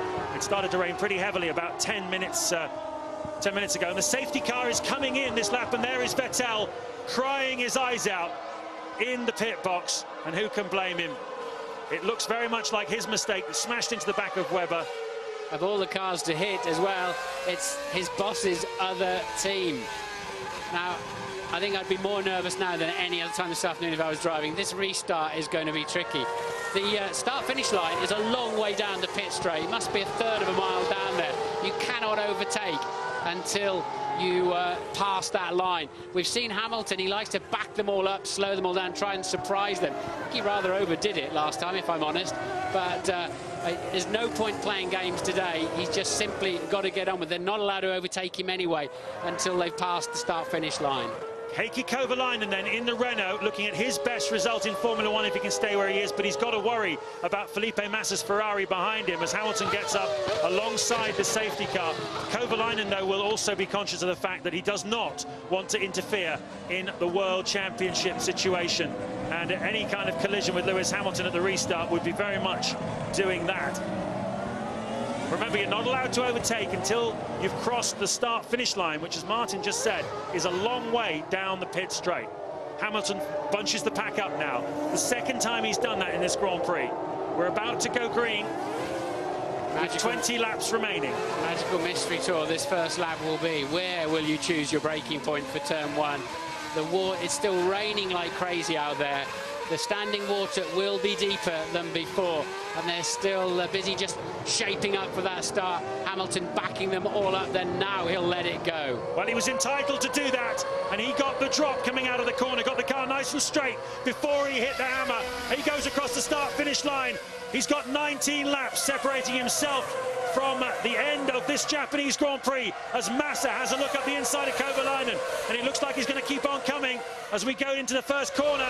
Massa, he's tucked in behind Kovalainen now, who picks his braking point neatly for the first corner. Hamilton leads.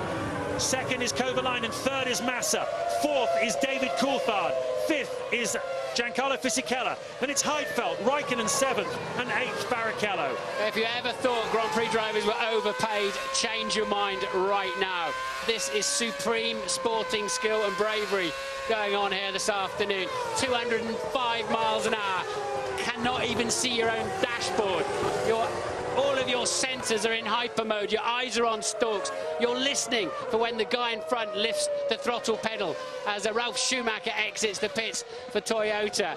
And Hamilton then leads Kovalainen, Massa, Wirtz is off the road for Williams. It's Rosberg, sorry, Wirtz is out of the Grand Prix, it's Rosberg dropping to the back of the field. Massa third, Coulthard fourth. Yeah, Jenson Button, who had a good chance here this afternoon, was fourth in the train of cars when the safety car released them on lap 19 after that safety car start. Of course, he knocked his front wing off, that dropped into the back of the field, and Jenson has fought his way back up into 12th place now. David Coulthard is fourth, and Anthony Davidson in the Super Aguri is down in 17th place, just ahead of teammate Takuma Sato. It seems to me as if Rosberg's car's just misfiring rather than anything else. And probably some water in the electrics or something like that. It was just spluttering along, wasn't it? And Rosberg showing as having stopped in the first sector, but he's now creeping around, we think, back to the pits. Can be critical times. And Massa's fallen away from Kovalainen.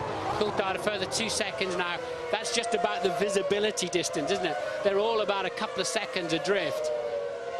Well, is it about being bold now, or is it about seeing it through to the finish? If you're Raikkonen in 5th place with David Coulthard in front of you, you might fancy a go, because there is a World Championship at stake here, and he really has nothing to lose. But Kovalainen in 2nd place, Massa in 3rd place, and David Coulthard in 4th place will be assessing the conditions, looking at the cars around them to see whether they think they might be able to improve on those positions at all. Lewis Hamilton out the front is lapping 2 seconds a lap faster than Kovalainen behind him. Yeah, 5 or 6 seconds a lap faster than the rest of the field, who are bound up in the spray. So Hamilton in exactly the right place as the two spikers are having a good race for P11 with Yamamoto ahead of Sutil.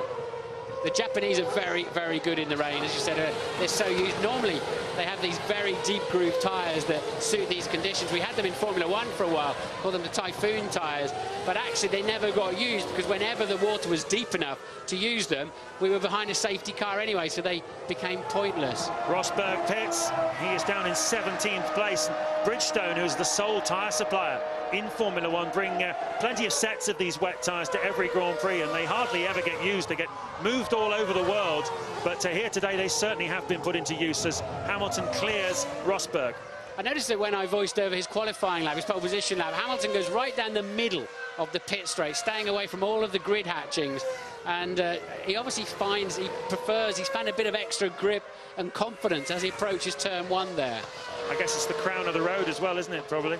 Could be crown. Normally a racetrack tends to camber one way or the other rather than have a crown. But whatever it is, Hamilton takes a very specific route along that almost 1 mile straight. Well, let's follow him then and just look at what he's doing and enjoy it with him. It's a nice look when he looks in the mirrors. He sees spray, but at the moment he's not seen too many racing cars because Kovalainen is 4.5 seconds behind him. Challenging conditions, and you just wonder what experience Hamilton's got to draw on here. He doesn't have any experience to pull from in these kind of challenges and demands. Not in a Formula One car, that's for sure. I spoke to him this morning, and he was saying that apart from the Nürburgring, that's the only time he's driven. It's the first time he's ever driven a Formula One car in wet conditions, and what a testing day this is. Mark Webber was hit up the back by Sebastian Vettel, put him out of the race. Louise Goodman has found him. Mark, just tell us your thoughts right now. Those kids, isn't it? Kids with not enough experience doing a good job and they fuck it all up. Thanks, Mark. Well, I think we'll leave it there. Apologies for that fruity language. Well, a very angry Mark Webber. Sorry about that.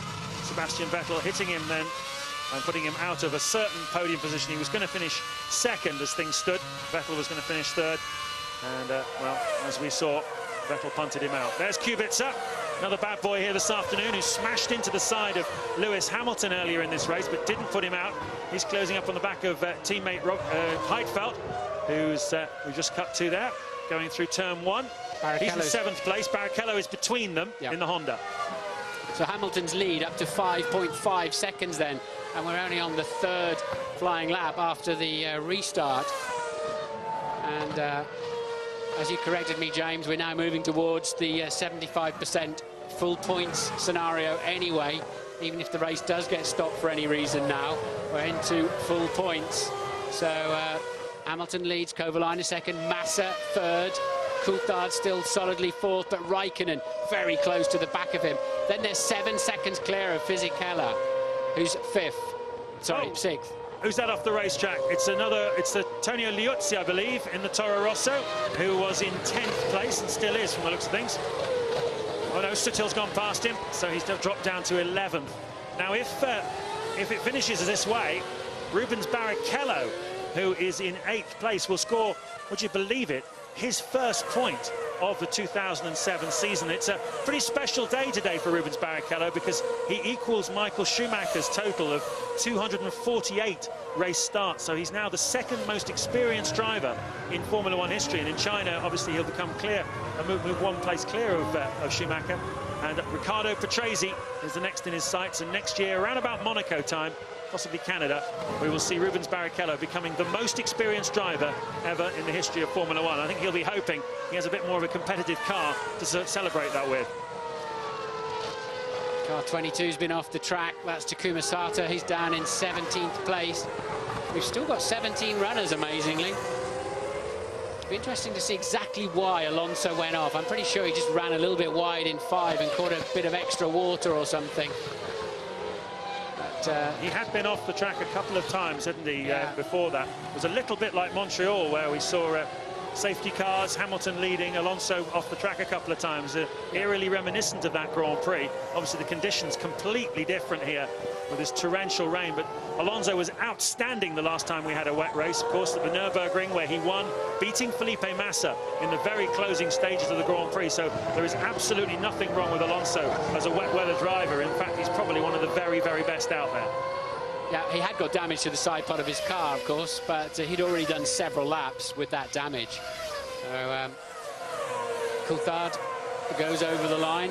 He's still in 4th place, and Ted has some further news. Still raining in the pit lane, Martin, not quite as hard as 5 minutes ago, but just a thought on Fernando Alonso. All the McLaren mechanics here were paying very special close attention to the tub and how damaged that McLaren was, because of course with the Chinese Grand Prix next week they will have to make a decision now to send a new tub out from Woking, fly it out straight to Shanghai. They do have a T-car sitting here in the garage which is set up for Alonso, but they will, I fancy, have to fly a new car out. Yeah, good point, Ted, good point. So still quite a way to go in this Grand Prix. It's 2.8 miles. We've got another 14 of those laps to go, including the one that they're on now. And Hamilton's lead up to 6.8 seconds then over Kovalainen.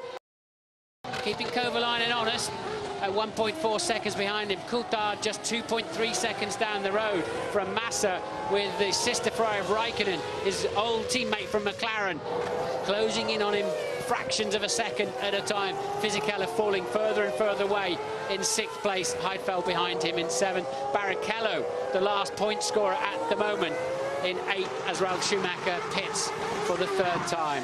16th place, Ralf Schumacher. Lewis Hamilton at the front, lapping the last lap time through at 1 minute 30 flat, so he's lapping about a second a lap faster than Kovalainen, who's pursuing him, as Ralf Schumacher retires that Toyota. So it looks like Barrichello in 8th place, the only Japanese manufacturer likely to score a point here this afternoon. Toyota had a special team working specifically on setups and project, getting the car set up for this Grand Prix, and it's given them absolutely nothing. Ralf Schumacher retiring. Jarno Trulli is a very distant 14th at the moment on this track, which is owned by Toyota. On board with Felipe Massa, looking at a podium. In 3rd place, Heikki Kovalainen in the Renault is the only car separating him and the race leader Hamilton. Very tentative in that Ferrari through the water of turns 4 and 5. Backing off and off and off the throttle. Barely needs to touch the brake pedal, I'd imagine, when he got to 6. But you're strapped into these cars so tight. You're part of 6 seat belts holding you in the seat. You're touching the car with your feet on the pedals, your backside in the seat, and your hands on the wheel. Throw in the gyros in your head as to the feeling as Davidson's off for Super Aguri. The gyros in your head telling you when the car is sliding, and you're just living on the edge of your reactions. Massa was so cautious there. Davidson spins off from 15th position. There was a little bit of a fire going on there. Apparently, we're hearing from Ted down on the in the pit lane. So unfortunately for Anthony, it's not been a good weekend here in Fuji. So there's Massa, who, remember, has served a drive-through penalty in addition to everything else, because he overtook in the opening stages under the safety car, which you're not allowed to do except on the opening lap if you're slow away from your grid slot. But he overtook under the safety car and had to have a drive-through penalty. So recover from that to be up in 3rd place, having made 3 pit stops here this afternoon. There is the graphic. Compared to the one of the 2 cars in front of him, is a good effort from Felipe Massa, who of course finished 2nd a couple of weeks ago at the Belgian Grand Prix. To give you an idea of the kind of pace they're doing, Hamilton does last lap a 1:29.8, is 1.7 seconds slower than the fastest lap he's done on this race, which is on lap 27. So that's how the conditions have changed. Right, Raikkonen's pushing like crazy to get past David Coulthard, because if he does, you can assume, if I was Ferrari, I'd then let him pass Massa as well, to give him maximum number of points to keep his World Championship hopes alive. But they can't do that while David Coulthard is in the middle of them. So Raikkonen pushing extremely hard. Yeah, that's a good read, actually, because with Alonso not scoring any points here this afternoon, if Raikkonen can get ahead of Coulthard, then, as you say, if Massa lets him through, that would move Raikkonen up onto 90 points. With Hamilton, if he finishes this race where he is, on 107. Still a very long shot for Raikkonen. Yeah, but I mean, if he does do that, they'll just be saying to Felipe Massa, Kimi is behind you. They're not allowed to give him team orders, that's for sure. And so they'll have to leave the drivers to work it out for themselves. What it will have been, if it happened, will have been a conversation that took place prior to the race. But at the moment, David Coulthard driving beautifully on the same pace as leader Hamilton at the moment, very much holding his own there in 4th place. Sandwich between the two Ferraris, and Massa's still very close to Kovalainen too.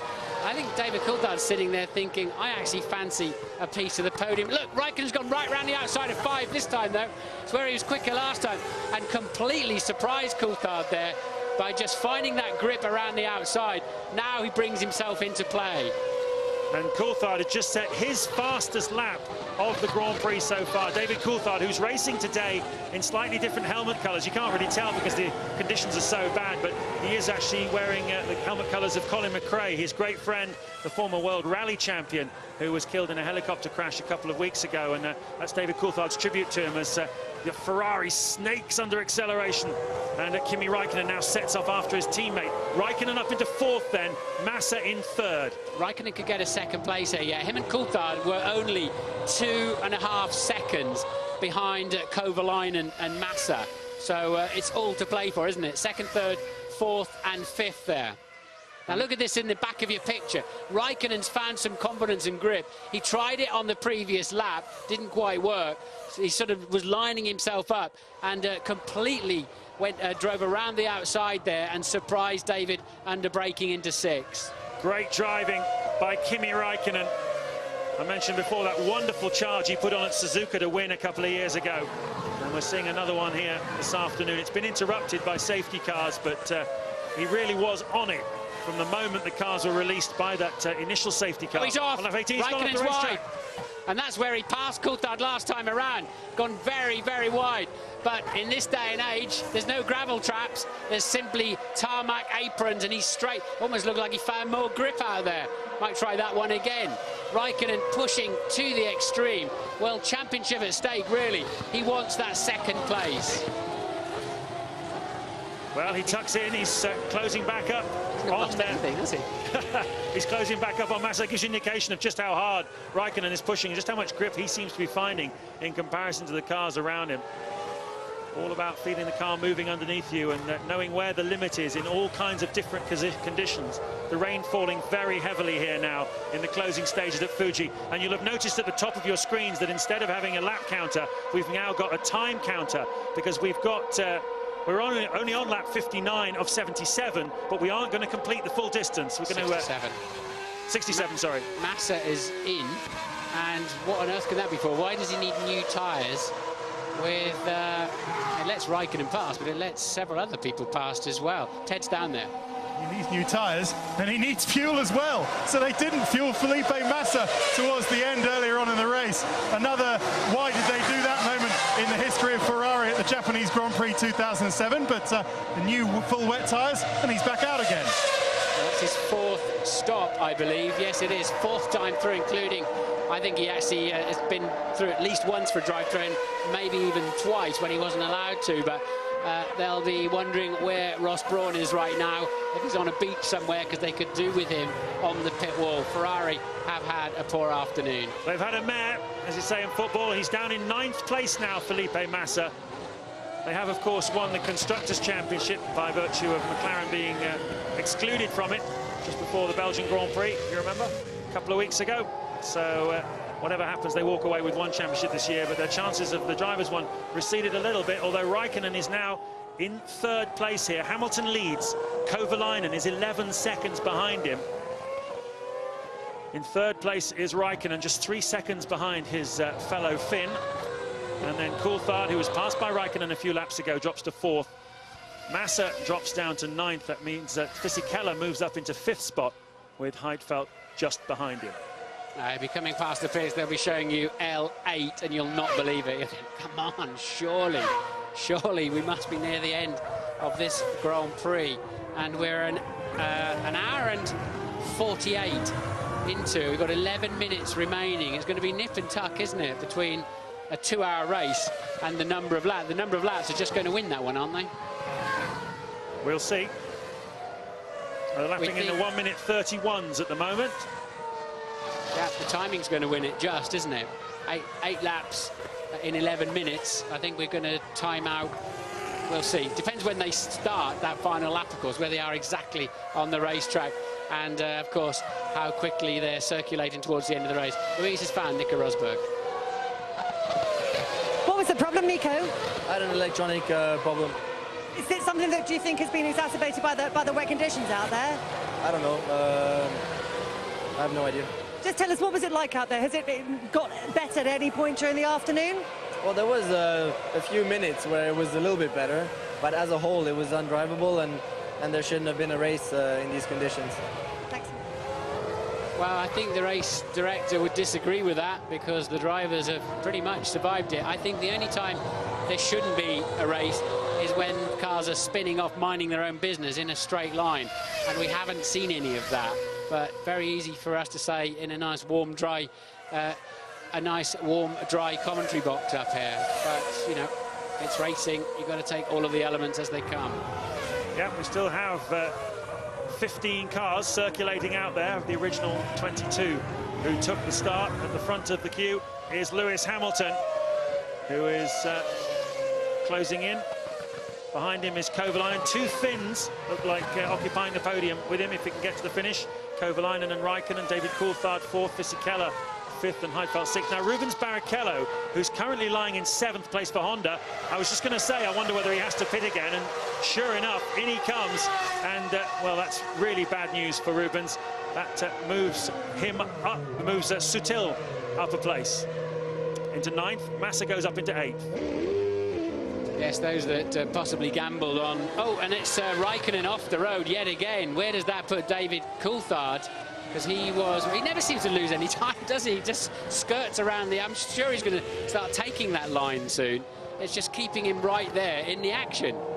Yep, still in 3rd place then, Kimi Raikkonen. And we mentioned earlier on that the Ferrari seemed to be set up for a slightly drier condition than the McLaren, so that means it's got a little bit less downforce possibly. I think it was 10 kilometers faster in a straight line yesterday in qualifying than the McLaren, so it indicated that they'd hedged their bets thinking it might be a little drier today, and they got that wrong. And clearly it's made the car very, very difficult to drive for Kimi Raikkonen as Jarno Trulli pits in the Toyota from 13th place. Yes, I think anybody that did gamble on fueling to the end expected a much longer safety car period. And given what all the drivers are radioing in and saying, which we were hearing, it's not really, it wasn't out of the question, was it? They were all bitching about conditions at safety car speed. But anyway, the race got underway and it may have caught a few people out. Hamilton's lead on lap 62, 12.9 seconds, lapping 1.5 seconds quicker than just about anybody else out there, and many more seconds quicker than that from the midfield. Kovalainen then is second. Raikkonen still only 2 seconds behind Kovalainen. Coulthard slipping back a bit now, and but still comfortably 10 seconds clear of Fisichella in 5th. Well, Hamilton has survived some scares this weekend. Yesterday, in the first part of qualifying, with only a minute or so to go on the clock, he still hadn't set a time that would get himself through out of the first part of qualifying. He was looking as they might start 18th on the grid, but he managed to get the lap in at the very end, and then, of course, went on to take pole position. Earlier in this race, he survived another scare when Robert Kubica was closing in on him and sideswiped him with the BMW, forcing Hamilton into a spin. But lucky the anti-stall was there for him, and he was able to resume and fight his way back, even though he lost 3 places as a result of that collision with Kubica. He's now 7 minutes and 12 seconds away from seeing the checkered flag. We've got 5 laps of the Grand Prix to go, so it definitely will be timed out rather than lapped out. And there is your race leader, and he knows, and you all know at home, exactly what the next 6.5 minutes mean to him. With Alonso out of this one, with Raikkonen looking like he's going to finish in 3rd place. A very, very big day for Lewis Hamilton if he can just bring it home. 14.6 seconds clear now. You've got 2 seconds a lap in your pocket every lap, Lewis. The trouble is, if you slow down, sometimes with a bit less downforce, you're likely to aquaplane even more. So you're damned if you do, damned if you don't. And Raikkonen is coming at Kovalainen. It's been a very, very brave drive from Kimi Raikkonen and a very high-quality drive from Kovalainen. Coulthard still fourth, Fisichella fifth, Heidfeld sixth, Kubica seventh, Massa, despite 4 stops, or 4 times through the pits at least, is still looking like scoring a World Championship point in 8th place. I'm not sure Kovalainen's mirrors will be full of a Ferrari, even though it's right behind him, because you can see absolutely nothing behind you. Spray coming off your rear tyres simply obliterates anything in your rear vision. And maybe in a hairpin, as you turn through a hairpin, you might just catch a quick glimpse of whoever is stalking you. 5.5 minutes to go. Raikkonen's closing on Kovalainen in the closing stages here. That last lap, he was a second faster than Kovalainen. He's closed up to a second now behind him. That is the top 8. Robert Kubica, despite his drive-through penalty for hitting Lewis Hamilton, is still going to score a point here at 7th. Massa, with that last-minute pit stop, drops down to 8th. More solid points here this afternoon for Heidfeld in 6th place. A terrific day for Renault, who said yesterday they'd set their cars up for the drive, but it certainly doesn't look like that today. They're both behaving themselves very, very well in these wet conditions. But Ted Kravitz has got some last-minute news for us. Ron Dennis can't take the pressure. He's just put his head in his hands. He's on the radio to Dave Ryan, the team manager. I imagine he's asking him to get on the radio off to Charlie Whiting of the FIA, trying to persuade him to call this race to a halt because it's now raining so much heavier in the pit lane, possibly about as heavy as it has done all afternoon. A state of high tension in the garage. All the mechanics just can't take this. The MD, Jonathan Neal's, pacing up and down in the back. They really want this to end right now, McLaren, if you don't mind. Thank you. Yeah, just one moment of aquaplane, just one moment when those tyres cannot clear enough water and leave contact with the tarmac, and the driver is nothing more than a passenger, even with the supreme skills of Lewis Hamilton and all of the track knowledge he's got. The track is a living thing today. It's a moving thing with this amount of rain. It's every time you come around the 2.8 miles, it's changed slightly when it's raining this heavily. And where you could brake before, or where you could stay full throttle before, may not be the case any longer. And that's where the lottery comes in. And that's where the bravery comes in. We're now into lap 65. Hamilton's lead, 14.3 seconds. He's backed off a bit now. He's now lapping and just measuring himself against the drivers behind him and minding himself. But Coulthard staying ahead of Fisichella. Fisichella 5th, Heidfeld 6th, Kubica 7th, Massa 8th. There's no real squabbles going on. There's the graphic of who's improved off the grid. Kovalainen has made up 9 places to be second. David Coulthard using that wise old head to get himself up into 4th place. Fisichella has done well today as well. Kubica has made up a bit of ground. Massa has lost a lot of ground. Sutil has had a fine day. Look at that, making up 11 places. Not enough to get himself a point as things stand. And poor old Jenson Button, a big loser, of course, having his front wing knocked off at the start. And that took away any chance of a podium here today. But Button would definitely have been a big factor and certainly could have finished second behind Hamilton today had he not knocked his front wing off at the start. Well, we saw Sebastian Vettel crying his eyes out, having made a terrible mistake, smashed into the back of Mark Webber, costing both of them a podium. The 20-year-old is now talking to Louise Goodman. Exactly. Well, I mean... Oh, well. Bit of water in the systems there, a bit of a misfire going on for Louise. We'll try and get back to her. I'm desperate to know what Sebastian Vettel's got to say about that one. Hamilton's now on lap 66. There's 2 minutes 17 seconds to go. Heidfeld's misfiring as well, lapping slowly in 6th with Kubica just about. Yeah, Kubica closing in 6 seconds on this lap already. So Heidfeld looks like he might drop back just near the end of the Grand Prix. Raikkonen still chasing Kovalainen for all he's worth. What a brave driver has been by Raikkonen. He's had so many challenges this afternoon, so many moments off the road, and still he's going for it. Yeah, he came from the very back of the field, remember? When they went out initially on the wrong tyre, the Ferraris had to pit for the extreme wet. He was 21st at one stage of this Grand Prix, and Kimi Raikkonen is now fighting for 2nd place. Heidfeld crawling down the pit straight here. His engine sounding particularly sick. Raikkonen's found himself some interesting lines, particularly that turn 5, where Alonso crashed, but where he passed Coulthard. There is your race leader, Lewis Hamilton, maintaining 13 seconds lead. And he's about to start his last lap here at Fuji Motor Speedway. He is 2.85 miles away from the checkered flag as Nick Heidfeld retires the BMW from 8th place. And that moves Tonio Liuzzi in the Toro Rosso into their first point scoring position of 2007. They're going to get 1 point here this afternoon. But there is your race leader, Lewis Hamilton. The crowd here are on their feet. They've seen an absolutely scintillating race here. And Hamilton has driven amazingly well. It's not just about not making mistakes on the part of the driver. It's, as Martin said, it's about not hitting a puddle when you're just a passenger. And even nothing you could do would stop you from sliding off the road. And if you can keep your head while all those around you are losing theirs, then you will take a giant step towards the World Championship. Hamilton then halfway around the lap. He's just gone through the corner where his teammate, the reigning world champion, Fernando Alonso, crashed earlier in the Grand Prix, taking himself out of contention. He will score nothing today. Hamilton is half a lap away from 10 points, and Raikkonen wants 2 extra points for second place. He's really taking it to Heikki Kovalainen in the final lap here. That's incredible from Raikkonen. He will not give in what surely is virtually impossible conditions in the spray behind that Renault. But it's Hamilton then. What an incredible drive. If he wins the World Championship this year, he fully deserves it, just on the back of this afternoon. He has made no mistakes. It has been one of the most difficult and treacherous Grand Prix in the history of Formula One racing. And with a single mighty blow, he halts Alonso's charge. His World Championship is now within reach. That was the drive of a champion. Lewis Hamilton wins the Japanese Grand Prix. He takes the 10 points and an enormous lead into the final 2 races.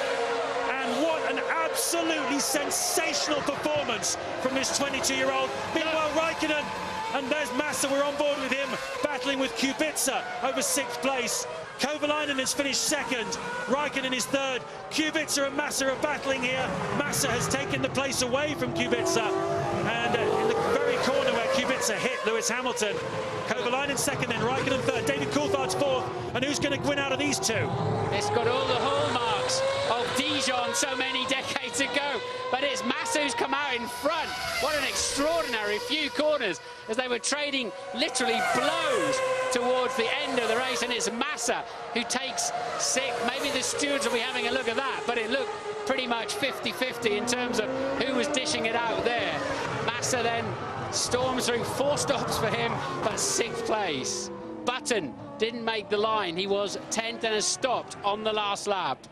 Tonio Liuzzi picks up the final point for Toro Rosso. That's their first of this season for him, and he was dead last, of course, at the very start.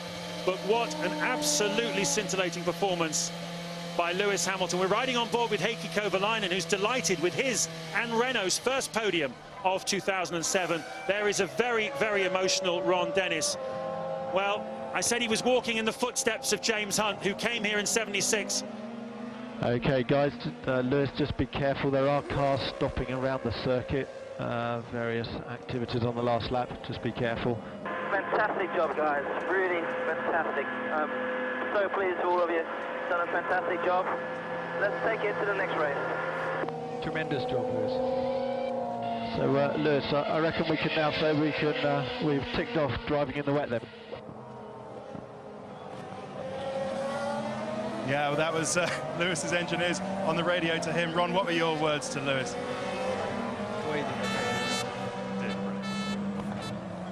Very good.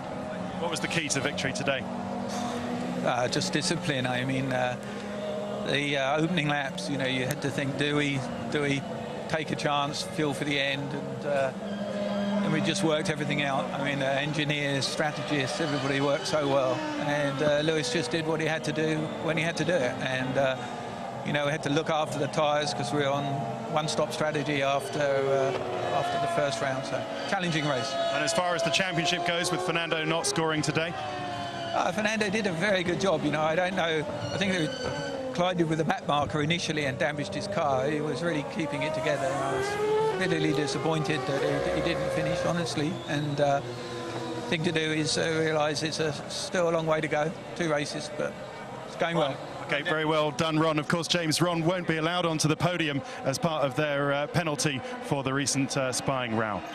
Yes, of course, McLaren excluded from the Constructors' Championship, so the winning constructor not allowed up on the podium, but no one's going to let that sour what has been an absolutely memorable day. There have been some great Grand Prix down the years, ones that the fans of the sport talk about for years and years. We saw one here in '76 when Hunt won the World Championship. Hamilton hasn't won the World Championship yet, but he's taken a big step closer to it. He's now 12 points clear of his teammate Fernando Alonso with 2 races to go in China next weekend and then Interlagos, Brazil later on in October. Kovalainen in second, Raikkonen third, both heroes today, and frankly everybody out there was a hero today. Yeah, indeed. David Coulthard will be very satisfied with that 4th place too for a challenging afternoon. Beat Fisichella in the other Renault. Massa with a bit of a drive back through the field, taking that 6th from Kubica. And classic, those last few corners, wasn't there? But this is the man of the day, no question about it. It's right up there alongside the 93 Donington that Senna won, and many other great victories. 96 Schumacher in the rain in Spain. There's the confirmation of how things stand in the Drivers' Championship. 17 points now behind Raikkonen, with a maximum 20 available from the final 2 races. It's not over yet, as Ron Dennis said. But what an amazing day for Lewis Hamilton. So, as I say, they're all heroes today, but who's your driver of the day? It's easy, isn't it? It's got to be Lewis Hamilton with that performance. As I say, I don't know where he draws from with the... He has no experience. He's leading the World Championship, leading the race in treacherous conditions, and he just kept it all together. But superb drives from everybody. Kovalainen then more than happy with that. Raikkonen pushing him so hard. And something that was delightful to see down in the Parc Ferme, Kubica and Massa shaking hands despite whacking each other all through those last few corners. Very just like at Dijon, wasn't it, with Villeneuve and Arnoux side by side, one ahead then the next one. They're shaking hands in the Parc Ferme saying, wasn't that good fun? Perfect. There's the Constructors' Championship, no real change in anyone's positions. But when you talk about Dijon, that classic race in '79 between Arnoux and Villeneuve, and that's a piece of racing folklore, and today has joined that as a great piece of racing folklore. I was thinking, hey man, look. What's that, man? He was close to me, I was thinking, oh, come close to me. Yeah, I don't know which safety car. Presumably, Lewis was talking about the safety car that came out during the race rather than the one that actually started the race. And, well, today's not a day you're going to get sweaty. You're more likely to get rusty today, aren't you? So the drivers, physically, of course, it's not that demanding for them without all the lateral loads going on in the corners. It's just mentally draining. Oh, it's close, though. And the fans have seen a classic. They've sat there in the pouring rain all day. The hat says it. 1st place for Lewis Hamilton. It's his 4th victory of the season. Well, do you want to make the start? Okay, so we wait. I mean, I pulled over and I slowed down to and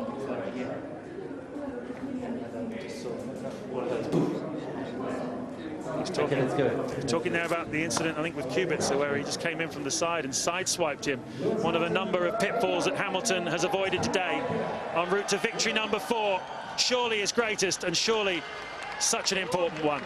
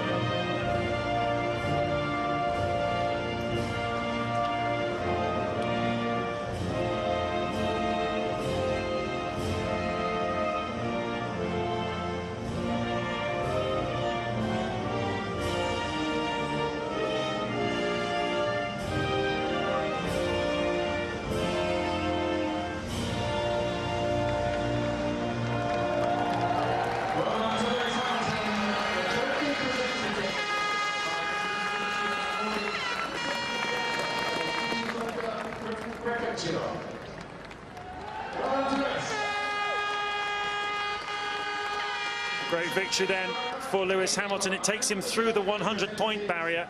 One of only 7 drivers to do that in the history of Formula One as well. I forgot I was commenting. I was sitting down and I started applauding him up on the podium. It was just an awesome drive. And well done, Heikki Kovalainen. One of the great stories of 2007 is the way he's turned his season around after the things that were being said about him earlier in the year, that he might even be replaced at Renault. He's had such a strong second half of the year, and this guy has underlined his credentials as well. What a sensational performance by Kimi Räikkönen. Very brave, wasn't it? He was not going to give up. Only one national anthem, of course, British driver, British team. So James Hunt said to Dickie Davies he was going to get drunk after he won here in 1976. Lewis Hamilton still has work to do in this World Championship. He's proved today he doesn't do easy wins. He's survived all the scares. He takes a 12-point lead into the final 2 races. Don't miss them. Thanks, James. Thanks, Martin. Well, sometimes Formula One can be complicated, it can be confusing, and sometimes it can be absolutely enthralling. We've had all of that here at the Fuji Speedway this afternoon, along with some extraordinary bravery as well, but amidst it all, an outstanding performance once again from Britain's Lewis Hamilton. Mark Blundell, it's not the world title, but it's a huge move towards it. It's a massive step towards it. And the one thing what happened today is the rookie made no mistakes whatsoever. The current world champion made plenty, and that's the big difference about today's performance. Fantastic by Lewis Hamilton. Give us an idea of the kind of pressure he must have been under, especially in those closing laps. Believe me, I don't understand the pressure he was under there. Leading the Grand Prix, leading the World Championship in those kind of conditions. You've got to take your hat off to all of the drivers, but Lewis was faultless. A little bit of a moment with somebody else on the circuit, but himself made no mistakes whatsoever. You can't buy that. That's sheer luck, no, sheer performance. Yeah, it's just beauty of the natural ability that Lewis has got. It was absolutely wonderful. It was a race packed full of incident. We got a bit of extra time to take you through it all, and rest assured we need it. We'll be back with all the opinions from the drivers and all the reaction to this outstanding Japanese Grand Prix in a few minutes.